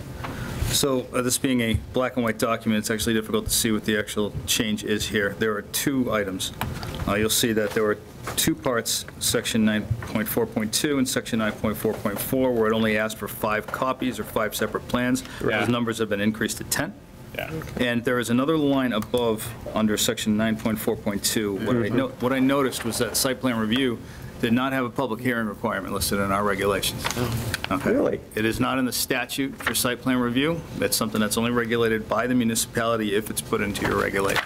We have been advertising them as public hearings and consistent with special permits and variances all along. The line that's being added here is, is it right up top? Yeah. Site plan, a second sentence down under section 9.4.2. Site plan review requires notice of public hearing procedure in accordance with MGL Chapter 48, Section 1. That is the only change aside from those copies, increase from 5 to 10. Is there a big impact to the civilian in their ease of having the site plan review done with this, one way or the other? Essentially, we're still operating the same way. We're doing the public hearings as any other municipality would for these items. We want to let the abutters know that something's happening next door. So we're going about it that way already. This just puts it in the actual regulation for us to do so. So we're increasing copies. We are increasing copies, yes. To distill it down. Yes. All right, so made and seconded. Any questions or comments on the motion? All right, all in favor say aye. Aye. Aye. Opposed?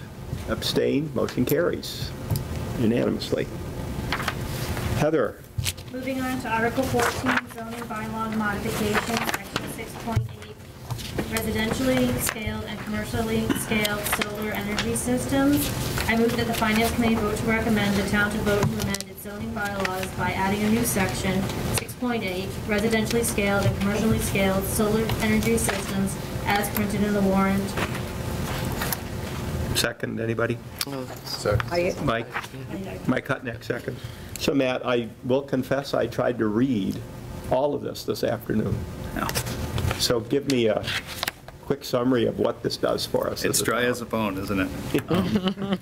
So currently Douglas does not have a solar bylaw regulation. It does have the types of arrays, residentially scaled and commercially scaled in the use table, in the use table as to what zones they can be allowed in, but it doesn't regulate things like battery storage, requirements for site plan approval, landscaping, dimensional height requirements, safety, environmental standards, and each section header, as you see here printed in the warrant. Communities that don't have solar regulations are open to solar sprawl. It's not to say that solar is not a net positive for the planet Earth, for that matter, but we're not able to regulate where these can go and to what size they can be. In addition to things like habitat impact, having a decommissioning bond established to make sure that when these things are done being used, that a bond is in place in case a solar company were to completely fall off the face of the earth and we're stuck with all the equipment. We have funds in place to be able to remove that equipment instead of having it be an expense to the town. So currently now they don't put up any bond money? We've been doing it, but prior to my arrival here, I've noticed that there has been decommissioning bonding, and we've been following a standard state template to do such things. We just didn't have our own regulation. So this was created, I'll back up a second. When I was town planner for the town of Auburn, we used a state template to cater to Auburn's bylaw, which I wrote and helped create and get through town meeting. I used a lot of that same blueprint here, catered it to Douglas, and passed it off through town council for all the legalities and such. Some things have changed over case law with solar arrays going through different appeals and process to Supreme Justice Court and stuff. So some things had been removed per town council's recommendation, but this mostly still stands to protect the town of Douglas from solar development, not from solar development, protect solar development and the town of Douglas concurrently, so to speak. So this way the town's not kind of left holding the ball with any of these developments moving forward. So financially, this helps us, particularly if a solar developer goes belly up. Correct. Yeah. Absolutely. Sandy, question? Does this apply then to previously implemented solar arrays, or? That's a great question. It does not. It does not. Correct. Anything that would come in after this was approved by, hopefully at town meeting and by the Attorney General, it would apply to anything that applies after that. Thank you. Sure. I actually Okay, read it Carol, go ahead. in great detail and looked it over. At one point, I think where you were saying one thing on the solar energy system shall not be included in the calculations for lot coverage, but then it says,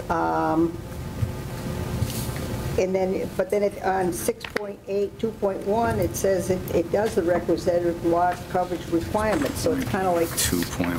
That's a little off over there. First it's saying it doesn't cover the lot, and then it says it does. So on the lot coverage. Could you help me a little bit, Carol? Okay, if you look on, on page 8, or I don't know what you've got over there, but anyway, if you look on solar energy system active, it says solar energy systems shall not be included in the calculations for lot coverage or impervious coverage, okay? But then if you look at 6.8, 2.1, it says that you have to require with the setbacks and the requirements, and then it says, and the requisite lot coverage requirements. So one place it's saying you don't have to, the next place it's saying you do. Sure. Just give me a moment, if you don't mind, I apologize. Where was the first thing you were? The first one's under definitions, solar Under energy definitions, system. yeah. Thank you. It's going to be included in the calculations for lot It's on coverage. solar or impervious. energy systems active. Oh, okay. Shall not be included. Great.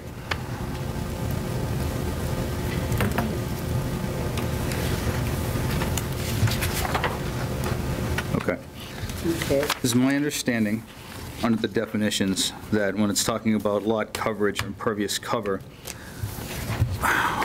in aquifer situations, one of the requirements is that you're not allowed to render impervious a lot in the aquifer over 20% Right. impervious.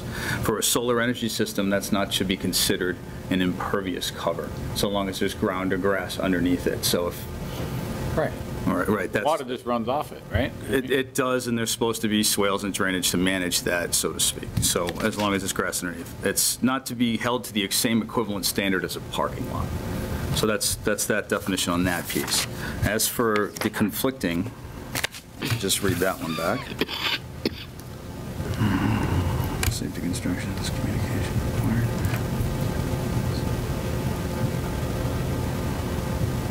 I think the requisite lot coverage requirements may not necessarily apply to just the panels themselves, but also in the driveways in between the panels. So I think it's a great catch on your end. Yeah. I just think that the interpretation there is for aquifer and impervious cover in that regard. Well, you know, that may be your interpretation, but, yeah, I've seen them, not necessarily the aquifer, they start, because right now we don't have a thing on the lot. All of a sudden they decide, oh, we can't have more than this much of the lot used. And when that comes in, then all of a sudden this kicks in on it. And so that, you know, and that's one of the things. So I think something should be looked at with that. Now, another thing I was looking at. What does the DEP say about the, you know, the solar collectors? Are they considered impervious or not? They are not. And through the chair, just furthermore on this, this is still scheduled for public hearing at the planning board on Thursday. And this is an item that's going to be discussed. I'll make sure to bring that up. You know, and then some of the other things that because, I mean, I think we have an opportunity to make some money off of these things, because they pay taxes. Usually you can get them out in the back areas where the land isn't probably worth quite as much back there, and we could, you know, get a chance to bring in some more funds on it.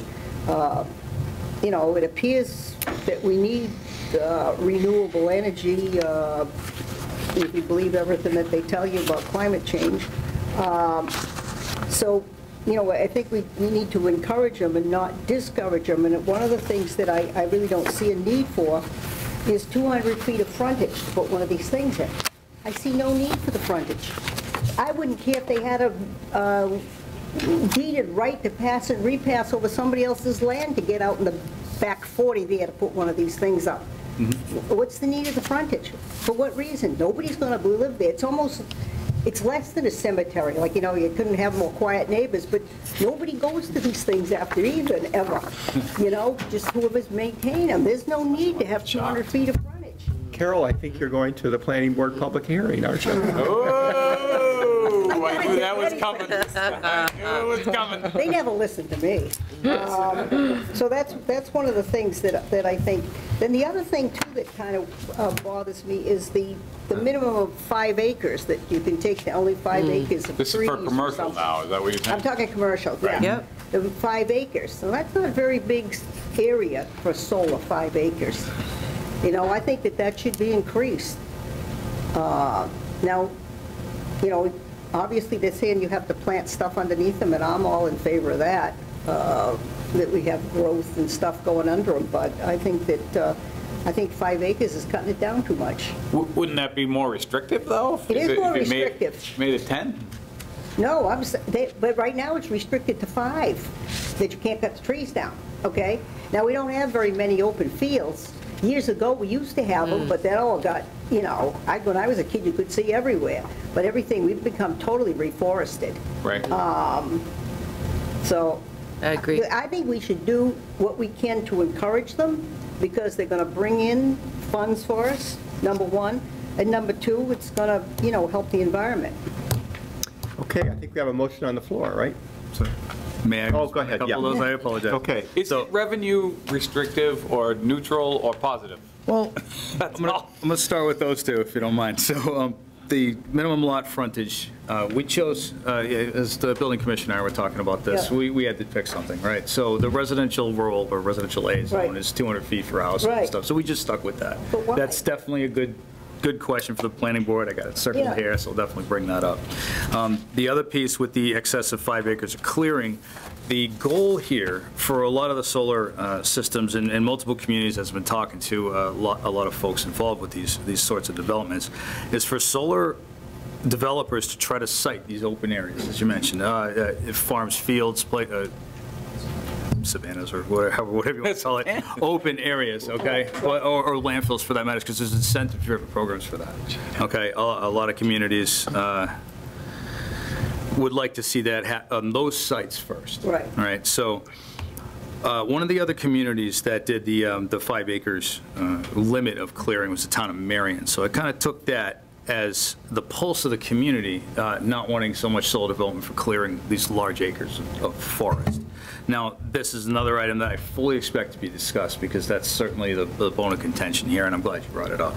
So this is in here with that as a prohibited limit at this point, but that could change. So that's what the public hearings are for, us to have that discussion, and that's why I fully expect that to happen. One quick question. What percentage of other towns and cities in the state of Massachusetts have these bylaws? Solar bylaws in general? Oh. Yeah, ballpark. Percentage? I'd say over 200 communities have a solar bylaw out of 350. So it's pretty 60% strong. or so? If not more. We're one of few in the area who don't. At one point, a couple of years ago, Douglas was chosen as a pilot to actually write a solar bylaw. I found out about that after I wrote this. But I guess we were one of few communities who didn't have one. Question to the chair. Yep.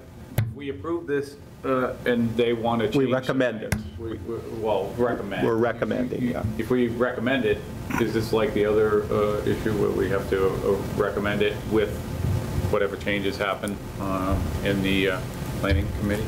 Well, I think with all of these, we as a finance committee, we look at the article, we have it as a motion to recommend, and we recommend it, or we don't, or if we do recommend it but we have questions, we can also have that in the rented record. For instance, if we say, yeah, we recommend the bylaw, but we have questions about X, Y, and Z, when the thing gets printed for the town meeting and it says, Finance Committee recommended, but they had a question about. I mean, you can put that narrative into the town meeting. So really what we're doing is, we're recommending or not, and if we still have other things to add, we can put that in there.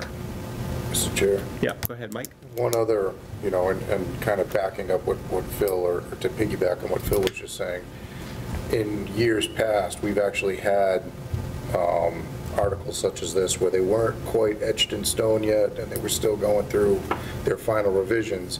And what we've done in the past as a finance committee is we've kind of taken a pass on it for now, and saying, in our letter that goes out to the town, it said that at this point in time, we have not made any motion or any recommendation, or haven't taken any opinion up on it yet. We met just prior to town meeting, had a similar discussion such as this, made the motion to make the recommendation, do you, aye, yay, nay, all the rest of that, and then we've brought that to the moderator just prior to town meeting, and then had him put it up on the PowerPoint slideshow during the presentation to let everybody know. I mean, it's a little late because it's not coming out in the letter, but at least on the floor, we've gotten our opinion out there, because it is a little dicey, to Phil's point. If we make a recommendation as it's written in the warrant tonight, and then any of these changes or considerations take place at the public hearing, then we've recommended something that's not getting presented on the floor. So it's...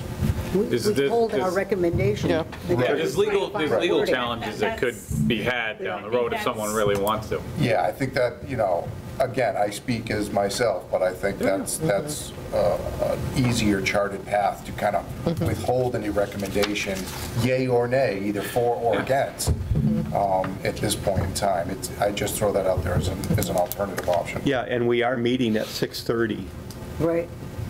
before the annual town meeting in that room down the hall. So maybe there'll be some updated language by then, and then we could vote. But I it's hope the so. sense of the group to table it for us for tonight? I think that's the best way to go for us, considering that Okay. it hasn't gone to the public hearing yet, and they Yeah. could change. They could withdraw it too as well, and come for fall. Yeah, because we don't know what the changes are. In the other case earlier today, we knew what the changes were, they just weren't on paper yet. Correct. So these, we don't know what the changes could be. It could be, you know. Okay, hold. So Matt, anything else for us? Sure, and I don't want to speak for the Finance Committee. I believe you're all doing your due diligence here, and this is a great discussion. In my experience with some other communities, usually with zoning bylaws like this that haven't gone to public meeting, and to your point now, Mr. Hudnick, the board, the committee would defer the article to the planning board at that time, and then review it right before right before town meeting. So I would support that as well. Nice. So why don't we have the, did you make the motion, Heather? You did, and then was it seconded? I don't think we had a second If yet. we second it and then we all abstain, would that work? Well, No, I think, No, we don't want to abstain. yeah, let's not second the motion, we will make no recommendation at this time. and let's just have the minutes show that we're going to carry on the discussion at our meeting at 6:30. But the motion was not seconded, pending more information. So is that, Matt, all good? Good for you? Is that good with the? I don't know if I did or not. Thank you. If you did, you withdrew your second, right? I do now. If I did make a second, I will Okay. withdraw that second. All right. Okay, thank you. Thank you. Appreciate it. Thank you. Thank you. So everybody clear on that, when we get together on May 2 at 6:30, we may have this to look at again? Okay. Moving on to Article 15, gift of land to the town. Yep. I move that the Finance Committee vote to recommend the town to vote to accept a certain tract of land situated along the Douglas-Uxbridge town boundary as described in the town warrant. Second. Second by Sandy Kuipers. Any questions on this? Where is this now? Is this the So- one that we had the conversation This about is for a while? Uxbridge. This little bit is Douglas. Here's the Dunkin' Donuts Shell Station. And most of it sticks into Uxbridge, but this is the little. Here's the Mumford. Here's Lackey Pond and so on. And we're accepting this gifted land. That was gifted in 1951 or something Is this the like that. discussion, is this the discussion we had about No. the hoo-ha? See it up there? Yeah, oh yeah, there it is. This isn't the eminent domain. This is one. not part of No. any of that, right? No. Okay. It was It's a pretty gift much that revenue never got neutral, isn't recorded. Yes. Can I ask a question? Go ahead, Carol. Yep. Was this a situation where this land had been gifted to the town, but unfortunately, the town never took a formal action to accept the gift? And now Yes. we're just accepting the gift that we've already been given? Seems to be going around. So, Does this slice of land in Douglas help us with any future? Nice. Does it? Is that it abuts the gravel pit, doesn't it? A little bit or not? A little bit. Yeah. So we want to approve this because it's revenue positive then? Yes. I'd like to. Could be. You want to speak to this, Matt, or not? Hey, well, we won't stop you then, Okay. Well, hopefully. I think you got it already, right? Yeah. So, we scoured the minutes. Bob and Eric did, I did some as well, going way back to when City Aldrich donated, and the town never formally adopted the gift, but she recorded it. So it's in the Registry of Deeds. The land is valuable because that putative warehouse project's going to go there right along that big lot that's just south of Gilboa Pond, and then part of the lot that includes Gilboa Pond. Yep. And that. Putative? Putative.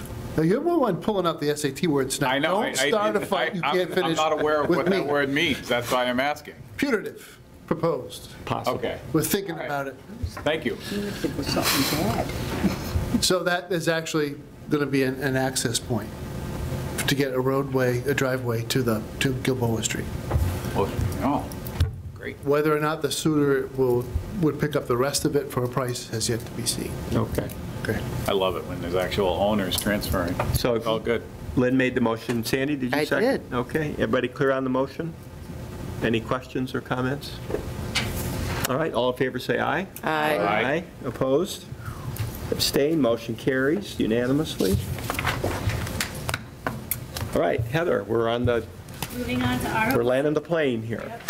Article 16, match for one-stop grant site readiness. I move that the Finance Committee vote to recommend the town to vote to transfer the sum of $35,000 from free cash for the purpose of matching the recently accepted $314,850 site readiness grant award for design and engineering for a future water and sewer project on Davis Street and Monroe Street. Motion's been made and seconded by Bill Landry. Thank you. Sure. Any questions or discussion? We had heard about this before. Yep. All right, all in favor say aye. Aye. Aye. Opposed? Abstained? Motion carries unanimously. Heather? Moving on to Article 17, match for the North Street project. I move that the Finance Committee vote to recommend the town to vote to transfer the sum of $100,000 from free cash for the purpose of matching a $500,000 site readiness grant application in June 2022 for approximately $600,000 for design and engineering costs involving a water, sewer, stormwater infrastructure upgrade and road widening / realignment project with sidewalks on North Street from Gilboa to the Sutton Town line.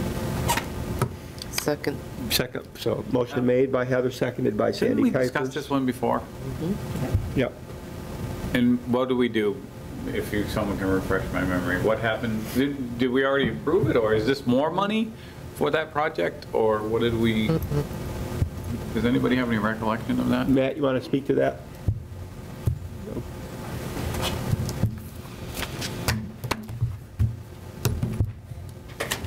For the record, Mr. Chairman, Bob Manara, Economic Development. This is, Article 16 was a grant that we already obtained.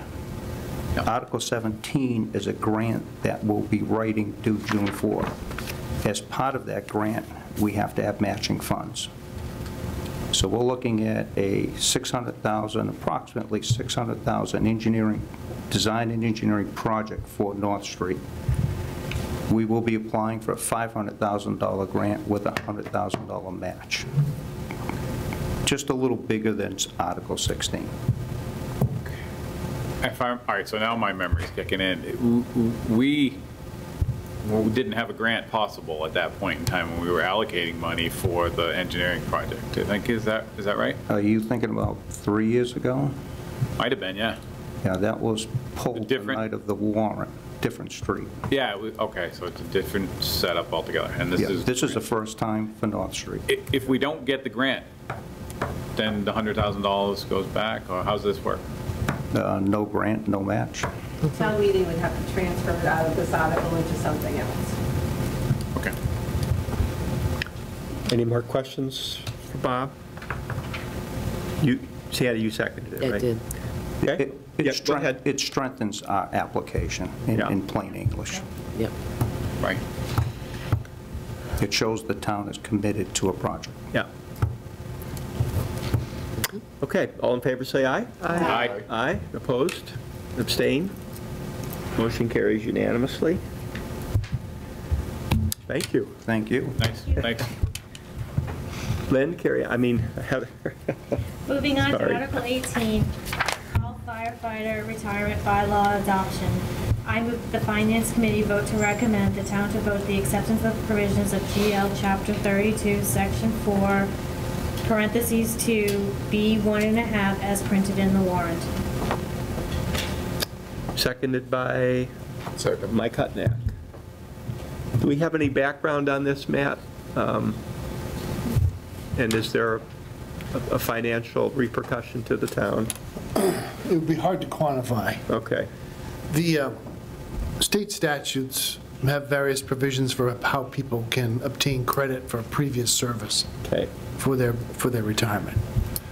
And there have been a couple of holes, and that statutes were passed to fix those holes. So what happens, and the question presented on this one is, what happens if you were a call firefighter for a town for a long time, and you were subsequently appointed by the town to a role outside of the fire department? You were on the list to be hired by the fire department, but then you accepted a role in a different department. So local adoption of this statute would allow qualified employees of the town to buy back up to 5 years of their service. They're buying it back, so it doesn't hit us directly. It might, when I say there's a bubble, because everything about retirement is all about projections, right, and how much, well, and all that stuff. But the actual buying of the time is done by the employee. I think first we speculated it may have only been a couple of people, but actually after we really thought about it, there's 5 or 6, maybe 7 people would be eligible for this. But not our current full-time firefighters. So if you went from call to full-time, you're already taken care of in the statute. This is for people who work for a department other than the fire department. What does buyback mean? I have no idea. You don't know? Okay. I'm glad you asked that, because I was like... Yeah, I don't know Well, so- I don't know what it means. That's because pensions have become so rare in American life that people don't think about it anymore. But it's still part of public life. When you retire, the amount of money you will collect from your pension fund depends on your years of service. Right.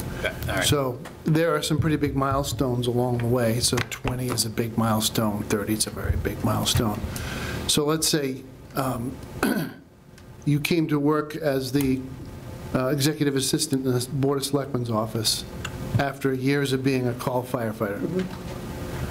And then you only did, a total of 12 years.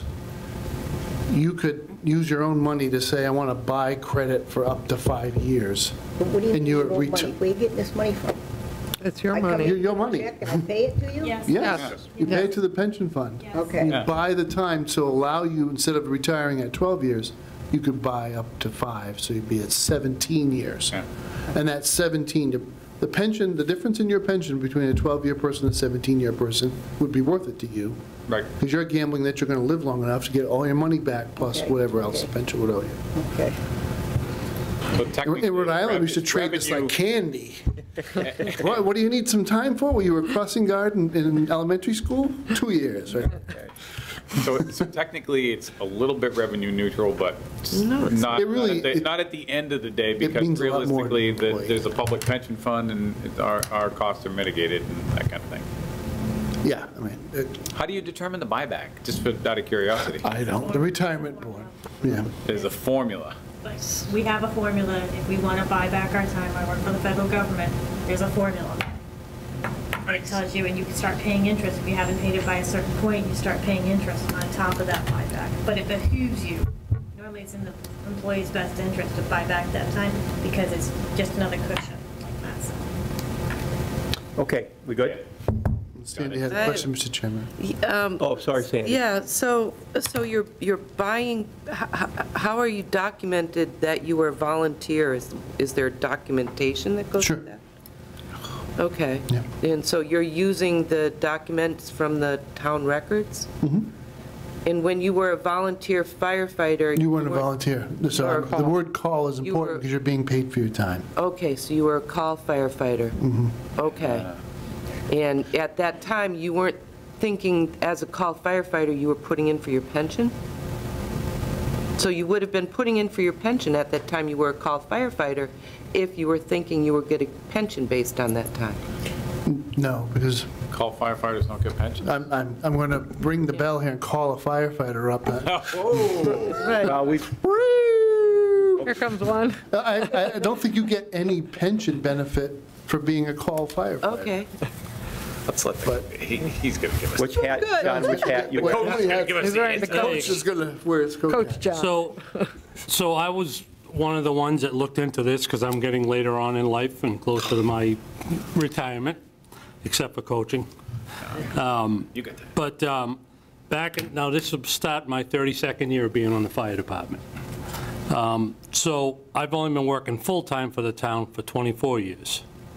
So I can buy back the time, the 5 years, if we voted in the affirmative of this, okay?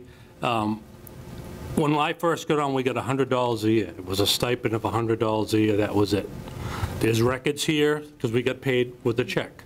You know, I've already looked into retirement, and just to see where I was at, and obviously, as Mr. Wojcik said, the more years you have, the more pension you're gonna get.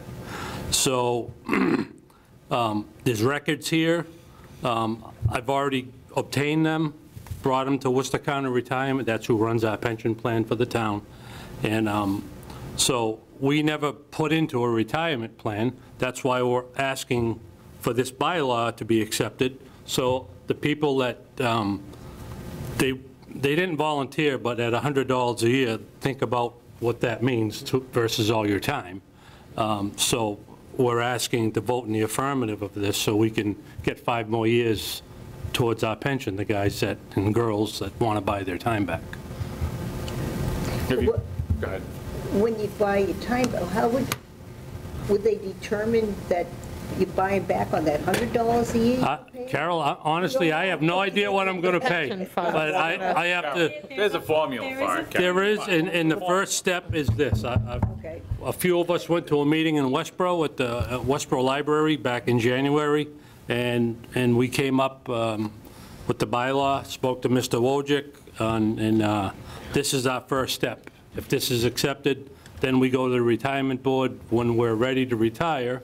Well, we can buy the years now and say, okay, here's all my pay stubs from 1989 as when I was on the call department, figure out what my buyback is. Maybe not worth it, but we can't do it unless this is adopted. Okay, Mr. Chairman, so it's not tied to what you made at the time, though?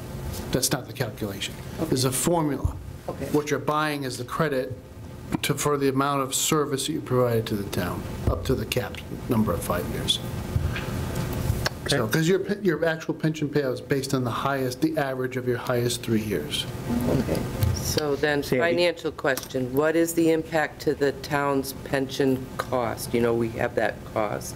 Is there an impact to that? So the buyback formula will take into account some actuary somewhere is making a gamble on at what point would the employee make all the money back that they paid to buy the time, and then when does it go on the town's dime? So there's, like I said, there is some small impact. When you look at our total pension cost, though, it's a drop in the bucket, comparatively speaking. You've got many, many people to cover for many years. Does the buyback money go directly to the town of Douglas, or does it go to the pension fund? It becomes principal to be invested by the retirement board. Okay, so it goes to the retirement. Okay. Okay, we good, everybody? Did we have a second for that motion? Second. Lynn seconds it, okay. Any more questions or comments on it? Anybody? It's on the video. Oh, you did? I don't know, but I'm sure somebody will watch it on the video. Okay. I thought he seconded the other one. Okay. One other. Somebody. One quick one before we go. I think I did. What percentage of towns in the state have this buyback feature? Ballpark. I can tell you for sure Uxbridge does. Okay. By speaking to their former chief, but I can't give you the number off the top Okay, of we're my going to head. vote.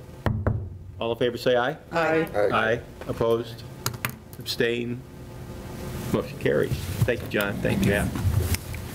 Okay. All right, Heather.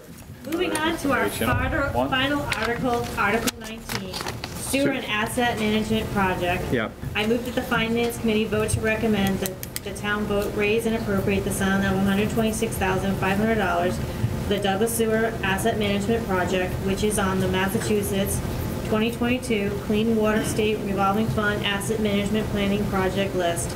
The total project cost of $126,500 is comprised of a $75,900 grant, 60% of the total project cost, which the town will be reimbursed for in 2 payments of approximately $37,950 each at 50% and at 100% project completion by MassDEP and the Massachusetts Clean Water Trust. The balance of the project will be comprised of in-kind services provided by the town valued at $25,300 and a transfer of the sum of $25,300 from retained earnings from the water and sewer enterprise funds.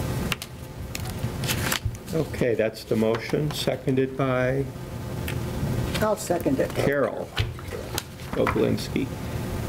Is this clear to everybody what's going on? We have a water and sewer person here to talk about this. So More piping? it's New from, piping? it's from their fund. Can you talk to this, Gene, a little? Bob Sullivan. Bob, can you explain this to us? And just for the record, I do not like the way this article is written. This is the language that Bob said had to be there. So It's a tongue twister. The ending is what's getting me. So the part that I'm concerned about is Or that to take any other action. $25,000 is going to be transferred from the retained earnings from the water sewer enterprise fund. You don't like that because? No, that's the only part I like. Oh. Have you guys talked about We have. the lingo? He said this language had to be used. We have, so Bob Sullivan, Water Sewer Systems Manager. So why the twisty language, Bob? State requirement. So this is all part of a grant that we received. And to assure we meet the requirements of the grant, there's language that they require in order to have it approved at town meeting. Without town meeting approval, we don't get the grant, so. Did they give you a template or something? I mean, how do you know what the lingo? The engineers actually provided the language that the state requires. So that's where the language for the article came from that I provided to Gene. And Gene, do you think some of the lingo in here is not helpful in terms of the financial part, or? Well, no, I think it's confusing. So the grant, the $25,300 is coming from retained earnings from water sewer development. The rest of it is through the grant, through in-kind services and their grant match. Okay. It's just a very confusing article, the way it's written. It's sort of clunky a little bit. It's funky. Yeah. So the bottom line of the article is that it's a $126,500 project. $75,900 is a grant.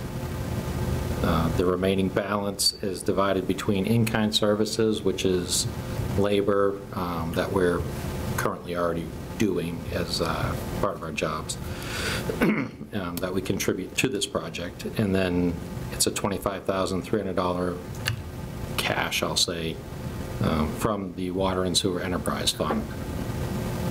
Is the 75.9 from the Clean Water State Revolving Fund? Correct. Asset management program?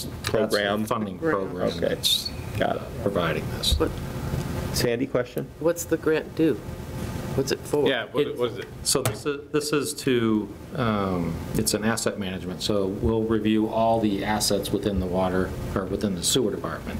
So all the sewer mains, the pump stations, the sewer treatment plant, and we'll put it in, and it's essentially one of the projects that I've had on capital committee since I started, was to develop a master plan for the water sewer, or for the sewer system. So this identifies everything there. It determines the age, useful life, what's in there, so that we can kind of develop a budget and a financial plan like over the next 20 years as to maintenance and repairs and replacements that need to be done within the sewer department. So the grant is for asset management? Correct, an asset management plan. Okay. So it will, the engineers will come in and we'll do a survey of everything within the sewer department, determine useful life and life expectancy, and then kind of use that to determine a financial plan to replace and repair anything within the sewer. Thank you. Numbers I'm getting, this is almost 76,000 for grants, 25.3 for funds, and then 25.3 in sweat equity. Correct. Okay, any questions, Bob? So Carol seconded it. So all in favor say aye. Aye. Aye. Opposed? Abstained? Motion carries. Thank you for doing all that reading, Heather. Dick, I had one thing. Okay, just hang on just a second. Procedural question. Yeah. So, everybody in the audience, we have a couple housekeeping things to do just as a FinCom. If you want to stay for that, you may. You don't have to, though. That's an invitation. But you're welcome to stay. You've come this far, why leave now? Yeah, you've come this far. Yeah, you guys, bring donuts. Hey, Chief, thanks for coming. Thank you, everyone. Bring some donuts, would you guys? I brought donuts, nobody ate them. No way. I ate it. Where are they? It's more of a kind of a joke, really, more than anything else. So what's your procedure question? So I think we might have to re-vote on the budget, and I'm just throwing this out here now. I keep forgetting about this, but part of the budget is the school budget. Right. And Sandy's, not Sandy, sorry, Heather, sorry, Heather, I'm forgetting names. But Heather made the motion, and she voted on the item, and she's part of the school committee. And I remember when we said that at the beginning that she was going to abstain from anything to do with the school committee stuff. So I'm just throwing it out there. I just don't want to, I just want to make sure that no one can You might be right. claim an issue. But the thing is, we as a committee are not making an ultimate decision about the budget. We're just recommending. It's still up to the town meeting. I think we should vote it again, just in case. I think we discussed Which it one? pretty much at the beginning It's of the her school being thing. on both committees. I thought that We was said that she was going to BBT. abstain What's that? from anything I thought to it do was with school. BBT. No. It's Was there not a big something? deal. It's going to pass anyway. It's just a procedural thing. No one can question us this way. That's just my thought. Yeah. I think you might be right. It seems to me, though, that... Which article are we The whole talking article about? on The whole article on the budget. Which is the biggest one, not the whole budget, just the school budget part. Oh, you mean think, from the Keith? very beginning? Well, it's when we part of the budget, the school. Yeah, but we voted that separately, didn't we? I think the budget was the budget. You voted the budget in its entirety. Yeah. Okay. And that's why I'm saying is, Do you think? why can't we... I don't know the answer to that. Oh, okay. I'm just saying for safety's sake, we're in the public eye, we're right in front of the cameras.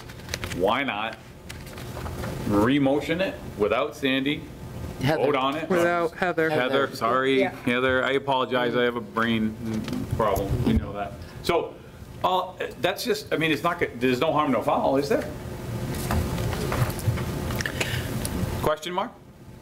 Does Matt know the answer to See, this? I think part of it is, first of all, the school department part of the budget is, it's part of the whole budget, right? So we as a finance committee are we're voting to recommend the budget. Right. In which lies a part of it that's the school budget. And the second thing is, it may or may not get approved at the town meeting. So I think the fact that Heather is involved, doesn't really matter in that we're not doing any final adjudicating. We are just giving our opinion, and it's really up to our fellow citizens to make the ultimate decision.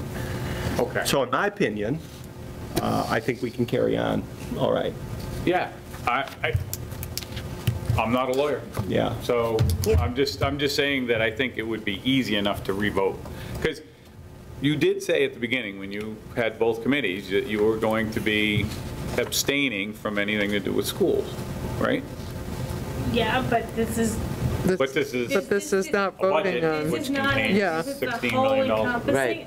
I Yeah. have no problems going back and doing the motion again, and I can abstain, but I have to abstain from everything, from Right. Article 1, 2, and 3.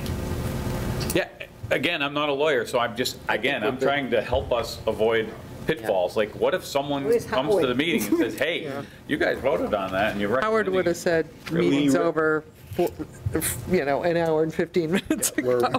Yeah. We recommend. I'm just throwing it out there as a thought. I don't see that we need to. No, I'm going to rule we don't. If you guys don't see it as I don't that, think then that we need it's all to. good. The prerogative of the It's all chair. good. We're going to carry on. Okay, but thanks for bringing that up, Phil. Hey, I'm trying to be helpful. All right, we're all looking at our agendas. I don't have the agenda. You guys read over the little message I wrote? Yes, I did, I liked it. It's okay with everybody? Yes. Yeah. So Jean, so noted, it's okay. Yep. So that's just by hearing no objection, we'll accept the message to our fellow citizens as written.